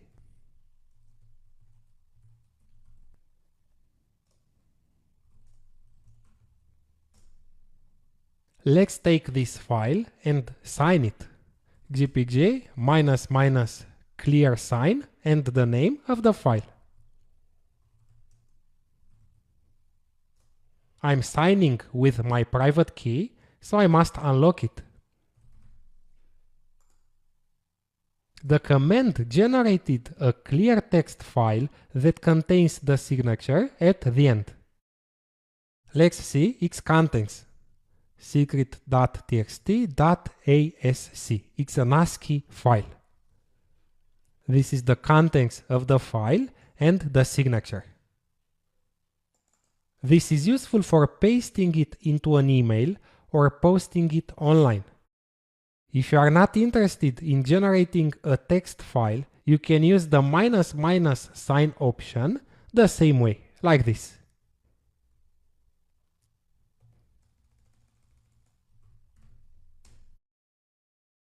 And the resulting file is a binary one. This binary file is not encrypted, only signed. This command, gpg -- sign and the name of the file, compressed the file and then generates a new binary file called secret.txt.gpg. It contains both the file contents and the signature. So until this point, we have signed the file in two ways. We've generated an ASCII file and a binary file. And the last type of signature is called detached signature. The signature of the file will be in a separate file. Let's see the command gpg -- detach -sig -- output, the name of the file that contains the signature. Let's say secret.txt.sig and the file I am signing, secret.txt. This is the signature. It's a binary file. Or if you want to have the signature in ASCII format, you add the -a or -- armor option like this. This was the command and I'm adding -armor or -a. And the resulting file will be secret1.txt.asc. There is already a file called secret.txt.asc and I do not want to overwrite it. That's why I'm using the name secret1. And this is the signature in ASCII format. Let's copy the files to the other Linux machine using SCP. The other user will verify the signatures. So SCP, the files, and I'll copy all signatures.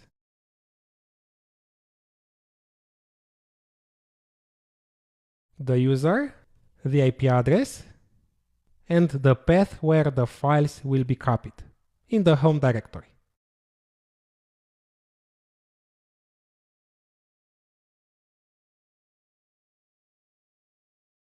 And they are copied. These three files. Each file contains the content and the signature. Remember that the files were not encrypted, only signed. To verify a digital signature, you always need three things. The file to verify, it's here. The digital signature of the file, it's in the same file. And the public key of the one that signed. Let's see if we have the public key of the user that signed in the GPG keyring. It's not there. I must import the public key of this user. This is the key ID, and I'll import the key from the key server on this machine. In the last lecture, I've published both public keys on the key server, so this key is there. Copy and gpg --key server pgp.mit.edu --receive and the key ID. The key was imported. Now the user can verify the signature.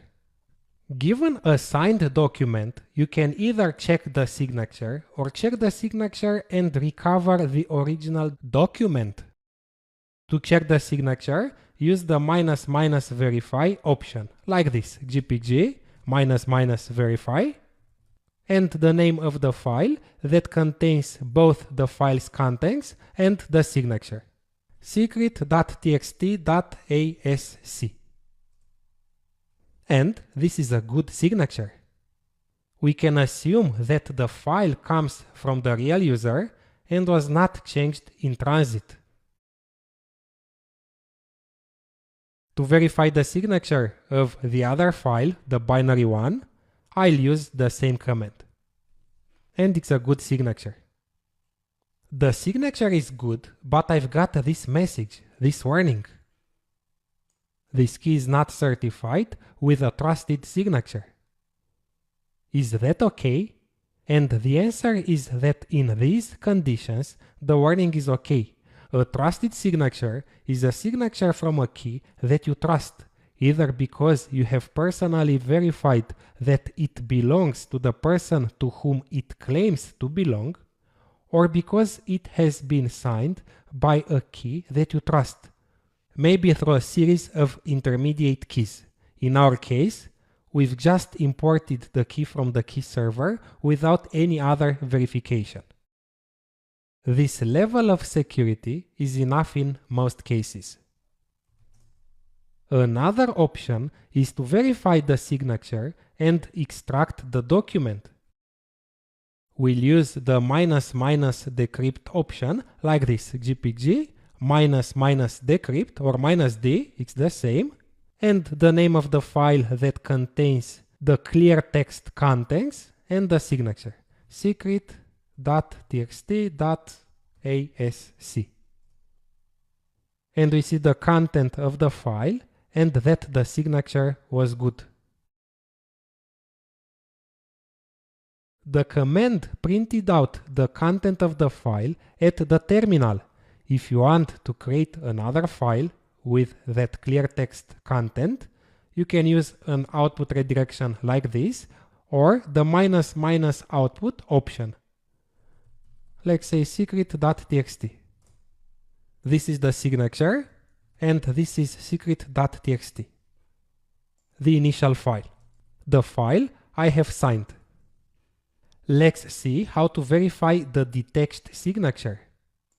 Remember that secret1.txt.asc is a detached signature. There's only the signature. To verify a detached signature, you execute gpg --verify, the name of the signature file, and the name of the file in clear text. This one. And we've got a good signature.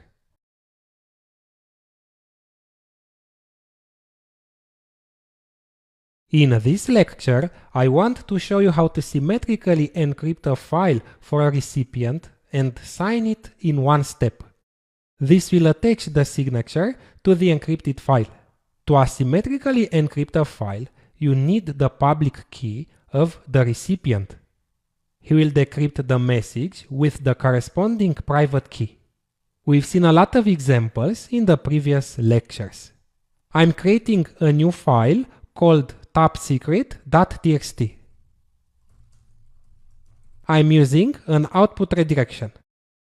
You can create the file in any way you want. This is the file. I'm gonna encrypt and sign the file for the other user on Kali Linux.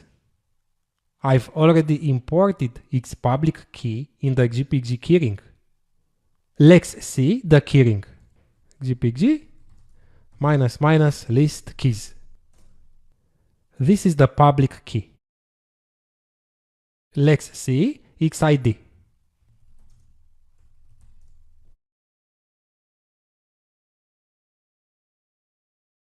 And the key ID on the other machine.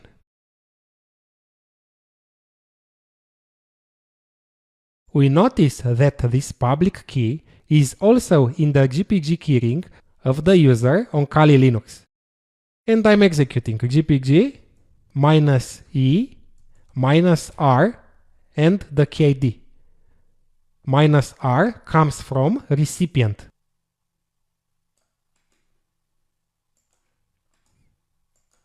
-- and the file.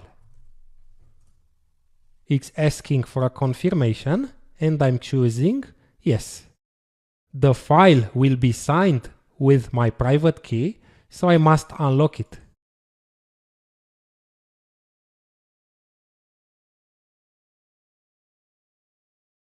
The generated file called topsecret.txt.gpg is encrypted and contains the signature of the original file. Let's transfer the encrypted and signed file to the recipient, the one that has the private key, to decrypt it. This is the IP address, and I'm checking if SSH is running. I'm gonna copy the file using SCP, and SCP uses SSH. I'm starting SSH. Systemctl start SSH.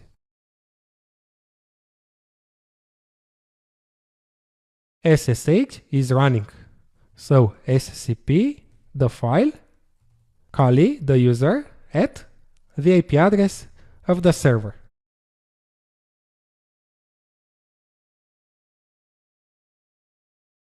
And the file was copied. It's in the home directory of user Kali here. This is the file. It's encrypted and signed. Let's decrypt and verify the signature of the file. So GPG --decrypt and the name of the file, topsecret.txt.gpg. The file will be decrypted with the private key and I must unlock it. -d or -- decrypt option will automatically verify the signature if there is one, detect if the symmetric or asymmetric encryption was used, choose the appropriate private key if available, and prompts for the passphrase if the encryption was symmetric and the private key is locked with a passphrase. Okay, perfect. This is the information, the clear text content of the file, top secret information, and the signature is good. If you want to create a new file that contains only the content, you add -o or -- output option, like this.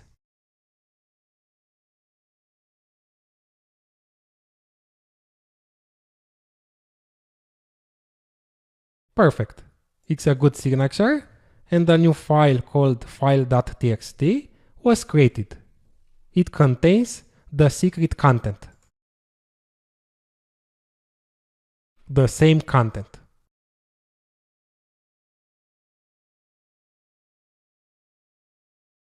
Hello and welcome. In this video, I'll show you how to keep your notes and text files secure using EncryptPad. EncryptPad is just an open source text editor with an encryption function. What makes it different from other editors is that it's extremely easy to use, exportable, and multi-platform. There are versions for Windows, Linux, or Mac OS. EncryptPad protects text files, images, videos, or archives with passwords, key files, or even both. In today's world, plain text is an easy target. Think of it this way. If you are to keep sensitive information in plain text on your laptop or on a USB stick and then lose them or they got stolen, whoever will possess them would be able to read all of the unencrypted contents of your drive. Of course, there are many other good and secure tools that can encrypt your files, for example, GPG. Just that it's not handy at all to encrypt the text file after each modification, erase the clear text version of the file, and decrypt it again later on when you want to see or edit the file. EncryptPad not only does this on the fly, but does it very well. It uses advanced encryption standard for symmetric encryption and SHA-256 for integrity check, and the file format is compatible with GPG, which is one of the most well-known encryption tools. Okay, let's get started. I'll install EncryptPad on Linux Mint following the steps on the official website. I'll go to Downloads and then choose the latest release. Here on this page, you see the versions for Windows, Linux, or macOS. And I'll follow the link for details on Linux installation.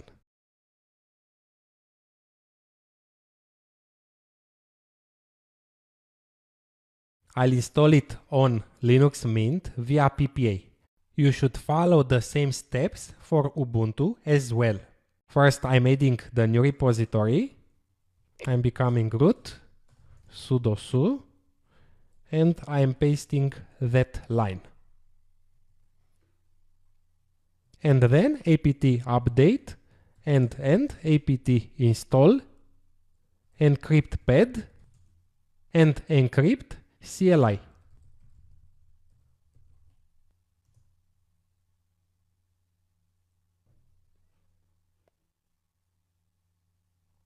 Okay, it's installing. You can also copy and then paste this line, this command. Okay, it's over. It was installed. Let's open EncryptPad. This is EncryptPad.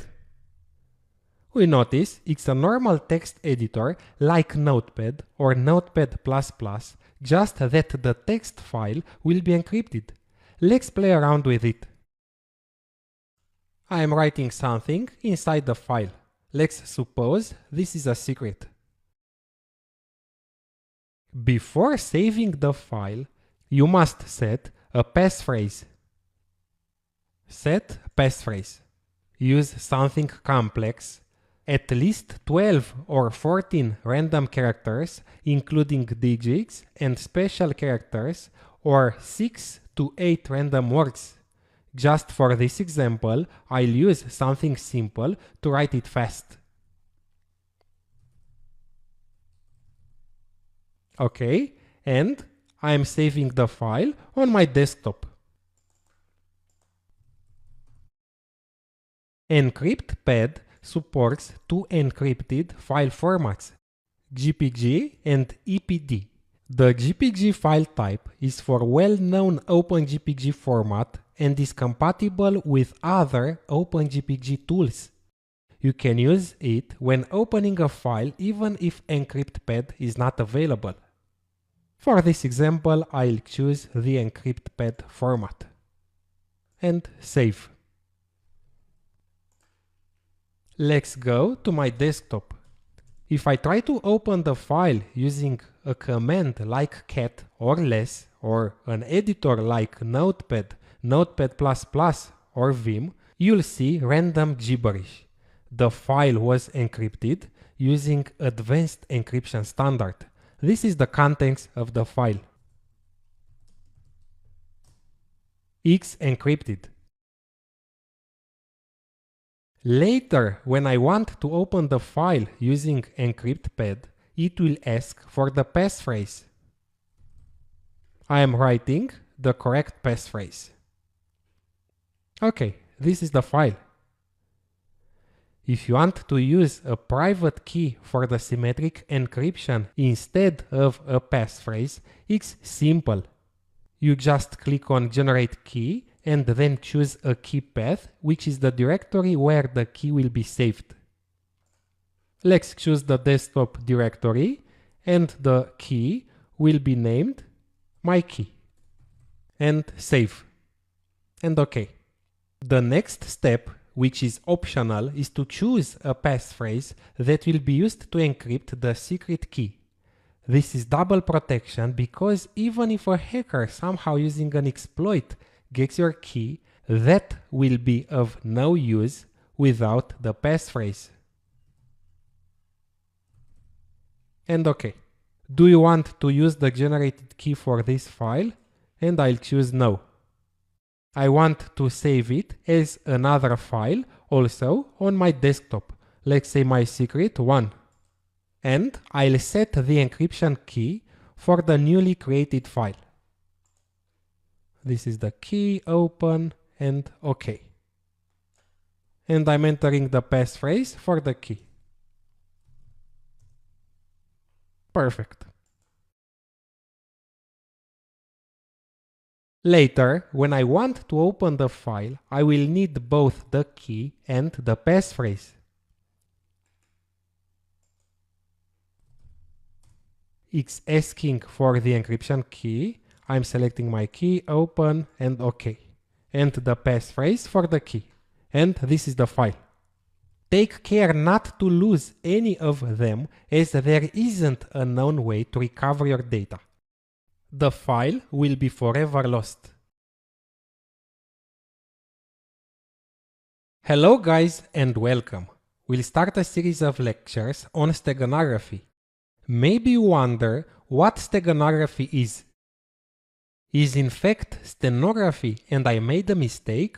No, actually there is no mistake here. While stenography is the skill or work of recording spoken words by writing them down in shorthand and later transcribing them using a machine such as a typewriter, steganography is something completely different. It's the art of hiding secret information in plain text or in clear sight.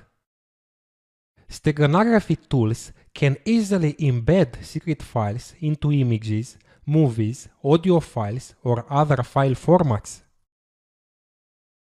Let's take a look at this picture that I've taken using my mobile phone. Do you notice something strange? I suppose not. You are just seeing a lake and some trees. A common park in the city. But inside this nice image, I've hidden the tragedy of Julius Caesar by William Shakespeare. Except for me and the people I choose to tell this, like you, no one could ever imagine that.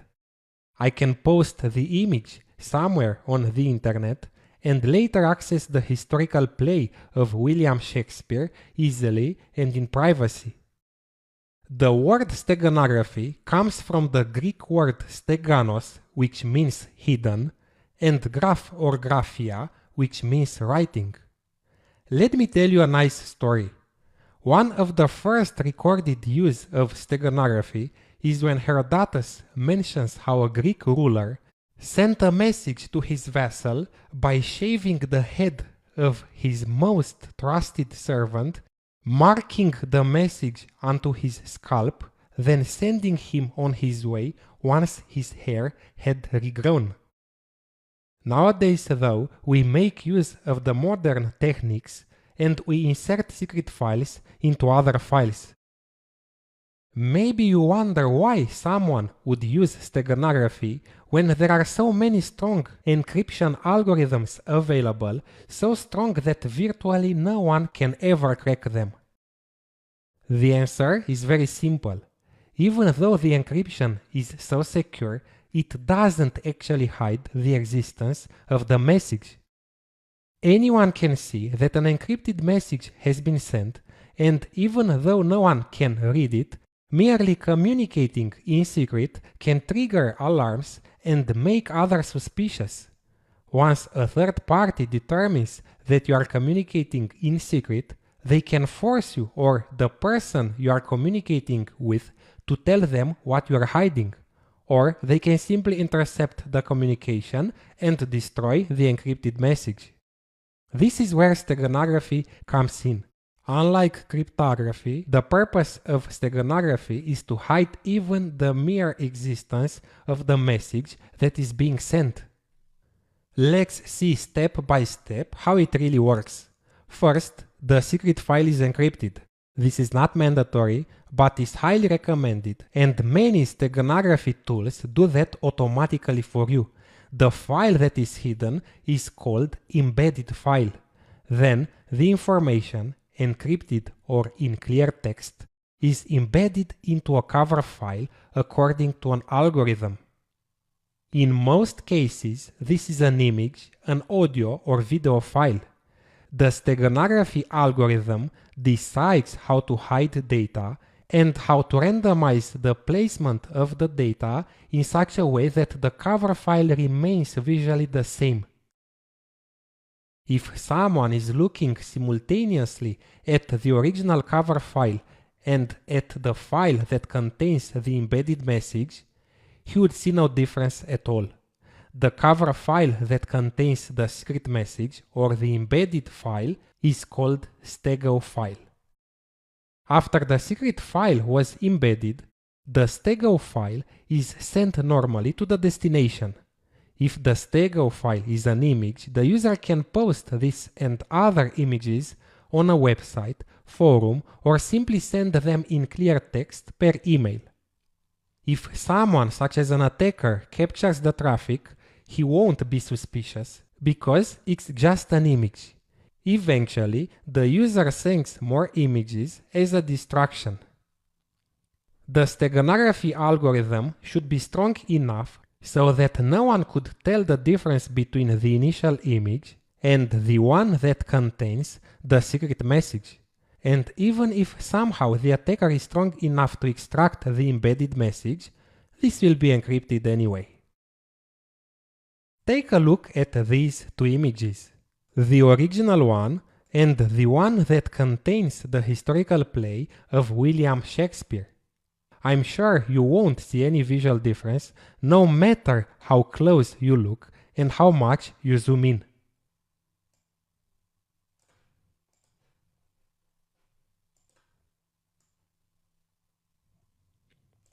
They look the same.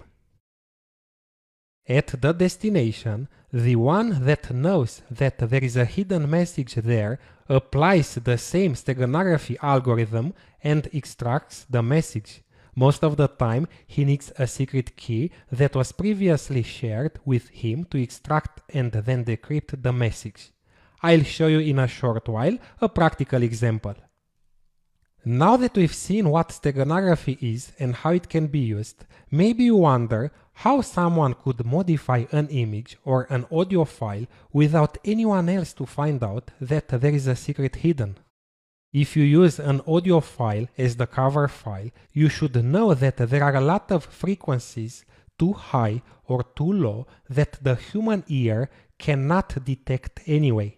So modifying those frequencies doesn't change the way it normally sounds. Or if you take an image, you should know that there are a lot of pixels that cannot be seen by the human eye, and if those pixels are modified, the picture will still look the same. At the end of this lecture, let's see what are the use cases of steganography. It's useful in situations where sending encrypted messages might raise suspicion, such as in countries where free speech is suppressed. It's also frequently used as a digital watermark when the owner or the copyright holder embeds a secret message into a media to find when images or audio files are stolen.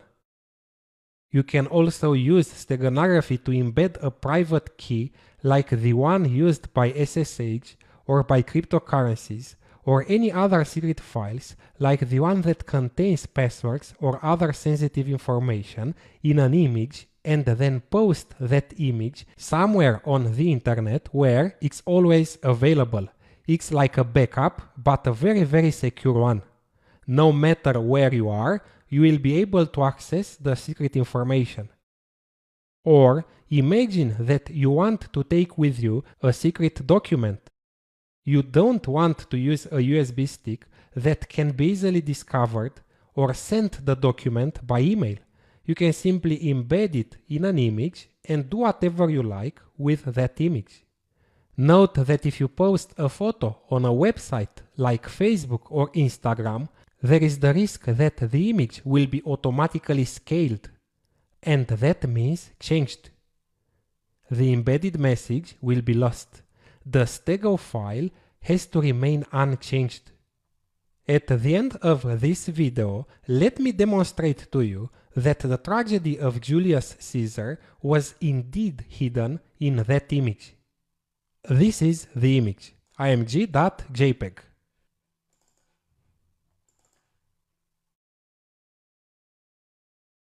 It's the image you have already seen. I'll use a steganography tool called StegHide like this. StegHide, extract -sf from Stego file and the image. And I'm entering the secret passphrase.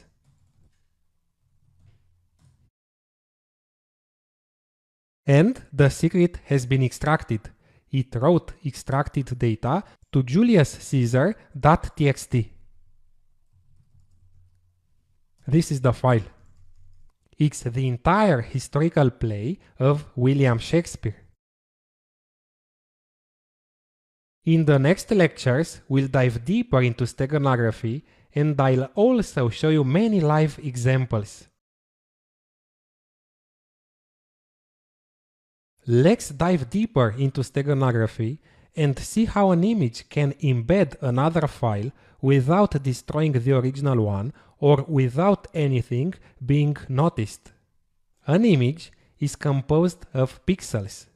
Let's take, for example, an RGB image, sometimes referred to as a true color image. The color of each pixel is determined by the combination of red, green, and blue intensities stored in each pixel. For example, this is the RGB code of this color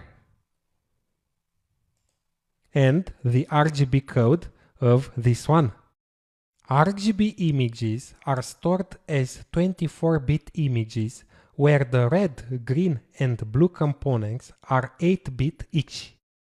This yields a potential of 16 million colors. Usually, using an image processing application, you can see each pixel's color as 3 numbers in base 10 between 0 and 255. These are the numbers. For this color, they are 255, 0, and 102. For this one, the red intensity is 51, green is 204, and blue 255. These are the red, green, and blue components. Note that an 8-bit number is between decimal 0, when all bits are 0, and decimal 255, when all bits are 1. These are some examples of colors and their RGB code. Note that you can also represent them in hexadecimal if you simply convert these numbers to base 16. This is the hexadecimal code of this color. let's write the RGB code of color orange. This code. So color orange, RGB 255, 153 and 0. This is its code. Now let's convert these values to binary or base 2. This is a very simple operation, but I'll use this online tool. So from decimal to binary, 255. This is the binary number, and I'll copy paste it here. Then we have 153.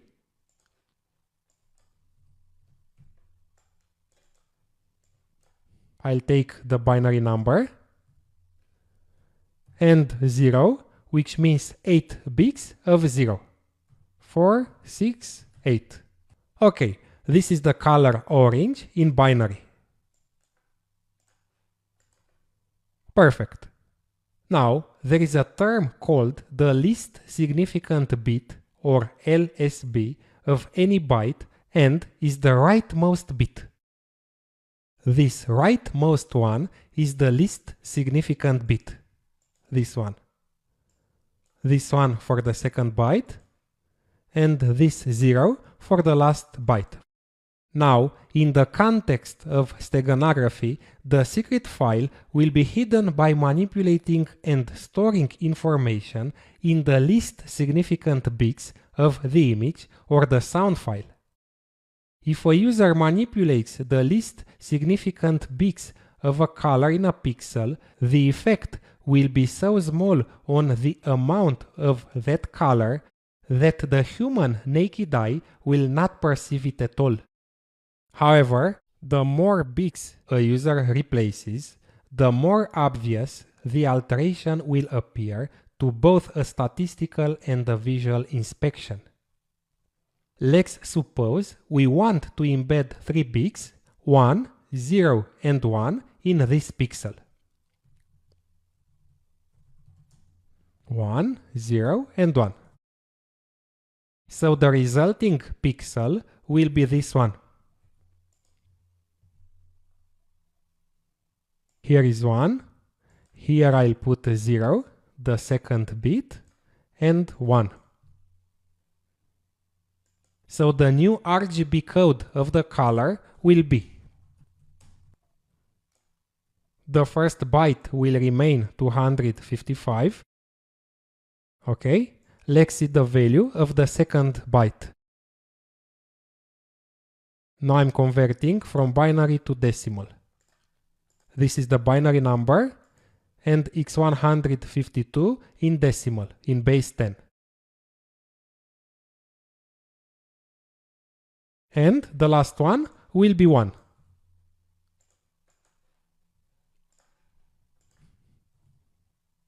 The user may later recover the secret information by extracting the least significant bits of the manipulated pixel and recover the original message.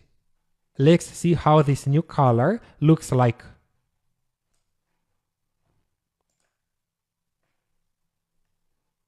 This was the original color, this one, and the new color is this one. It's the same color for the human naked eye. By the way, if you modify the least significant bit, it means you modify 1 bit in every group of 8 bits, and that means 1 divided by 8 or 12.5%. So, in an image of 1 megabyte, you could embed a file of 125 kilobytes. In practice, steganography tools will allow you to embed much less information in order not to be detected. Okay, that was the theoretical part of steganography. Of course, each tool can use a different algorithm or variation of more algorithms, but the fundamentals are the same. They have to modify the cover file in such a way that no one can detect it. I wanted you to deeply understand how it works. In the next lecture, I'll show you some hands-on applications of steganography. See you in a few seconds. Welcome back. Now that you have enough knowledge about how steganography works, let's get started with the practical part. I'll show you a tool called StegHide, which is a steganography program that is able to hide data in various types of image and audio files like JPEG, BMP, WAV, or AU file formats. StegHide uses a graph theoretic approach to steganography and can be installed on Linux, Windows, or macOS. On Kali Linux or any other Debian-based distribution, you can simply install StegHide by executing apt install StegHide.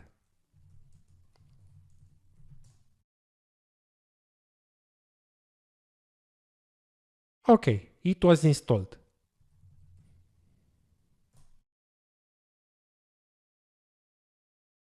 We notice that it has a lot of options.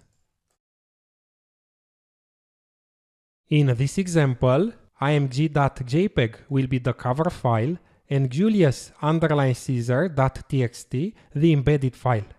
I want to embed or to hide this txt file in the JPEG image. At first, the secret data is compressed and encrypted. Then, a sequence of positions of pixels in the cover file is created based on a pseudo-random number generator initialized with the passphrase. The secret data will be embedded in the pixels at those positions. If those positions do not need to be changed because they already contain the correct value by chance, are sorted out. For audio files, the algorithm is the same except that audio samples are used instead of pixels.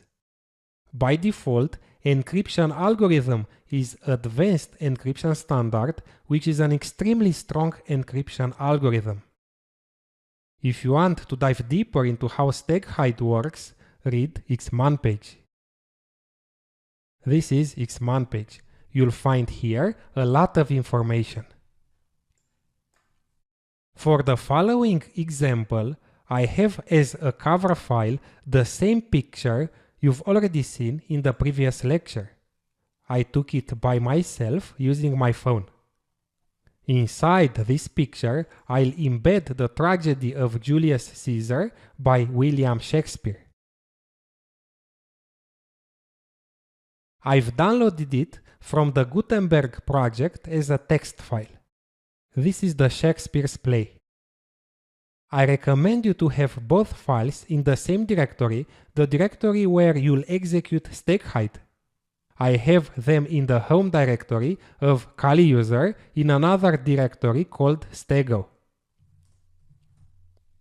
In the steganography process, the cover file will be changed, so I'll make a copy of it.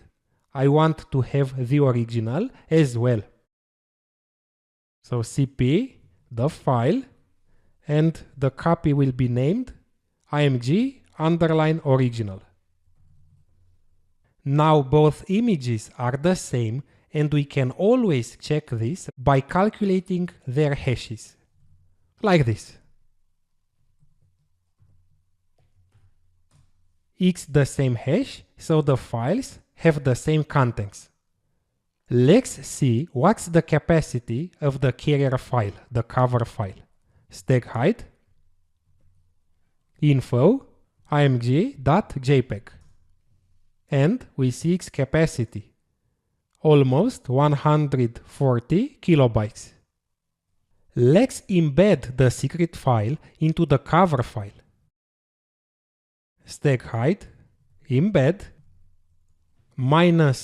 -cf from cover file and the cover file -ef from embedded file and the embedded file, and that's all. I'm hitting enter.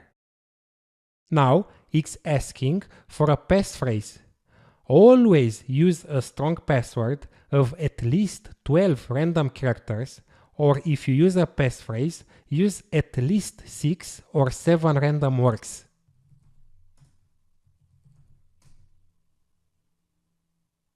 Okay, it's done. The secret file was embedded. Now, let's open both images. This is the modified image, the one that contains the secret. And this one is the original file. I'm switching between them. They look the same to the naked eye. How could someone detect that there is a secret message hidden in such a file? The easiest way is to compare the Stego file, the file that contains the message, to the original file using a hash algorithm.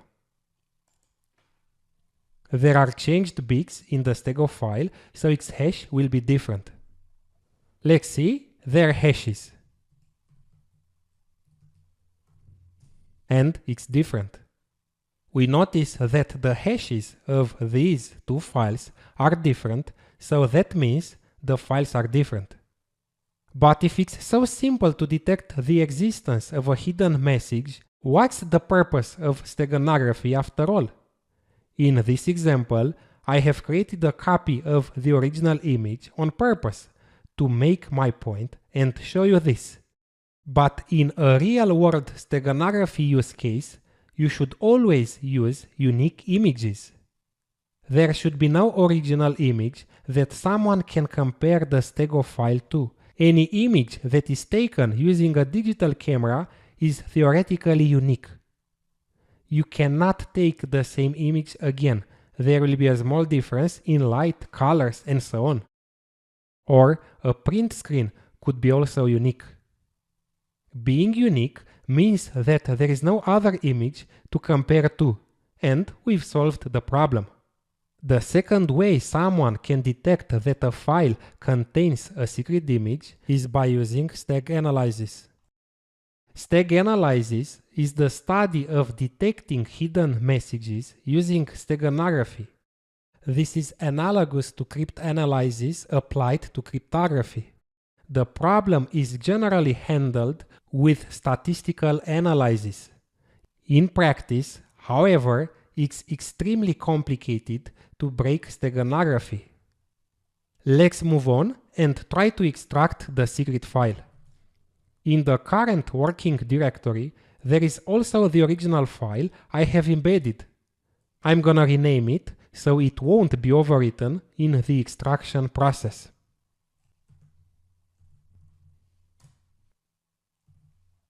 Perfect. And I'm extracting the embedded file. Stag hide, extract, -sf from Stego file and the name of the Stego file, img.jpg. It's asking for the same passphrase and the file was extracted. Let's see if it's the same file. Okay, it seems it's the tragical play of William Shakespeare. I want to be 100% sure that the file was extracted entirely, so I'm checking the hash of both files.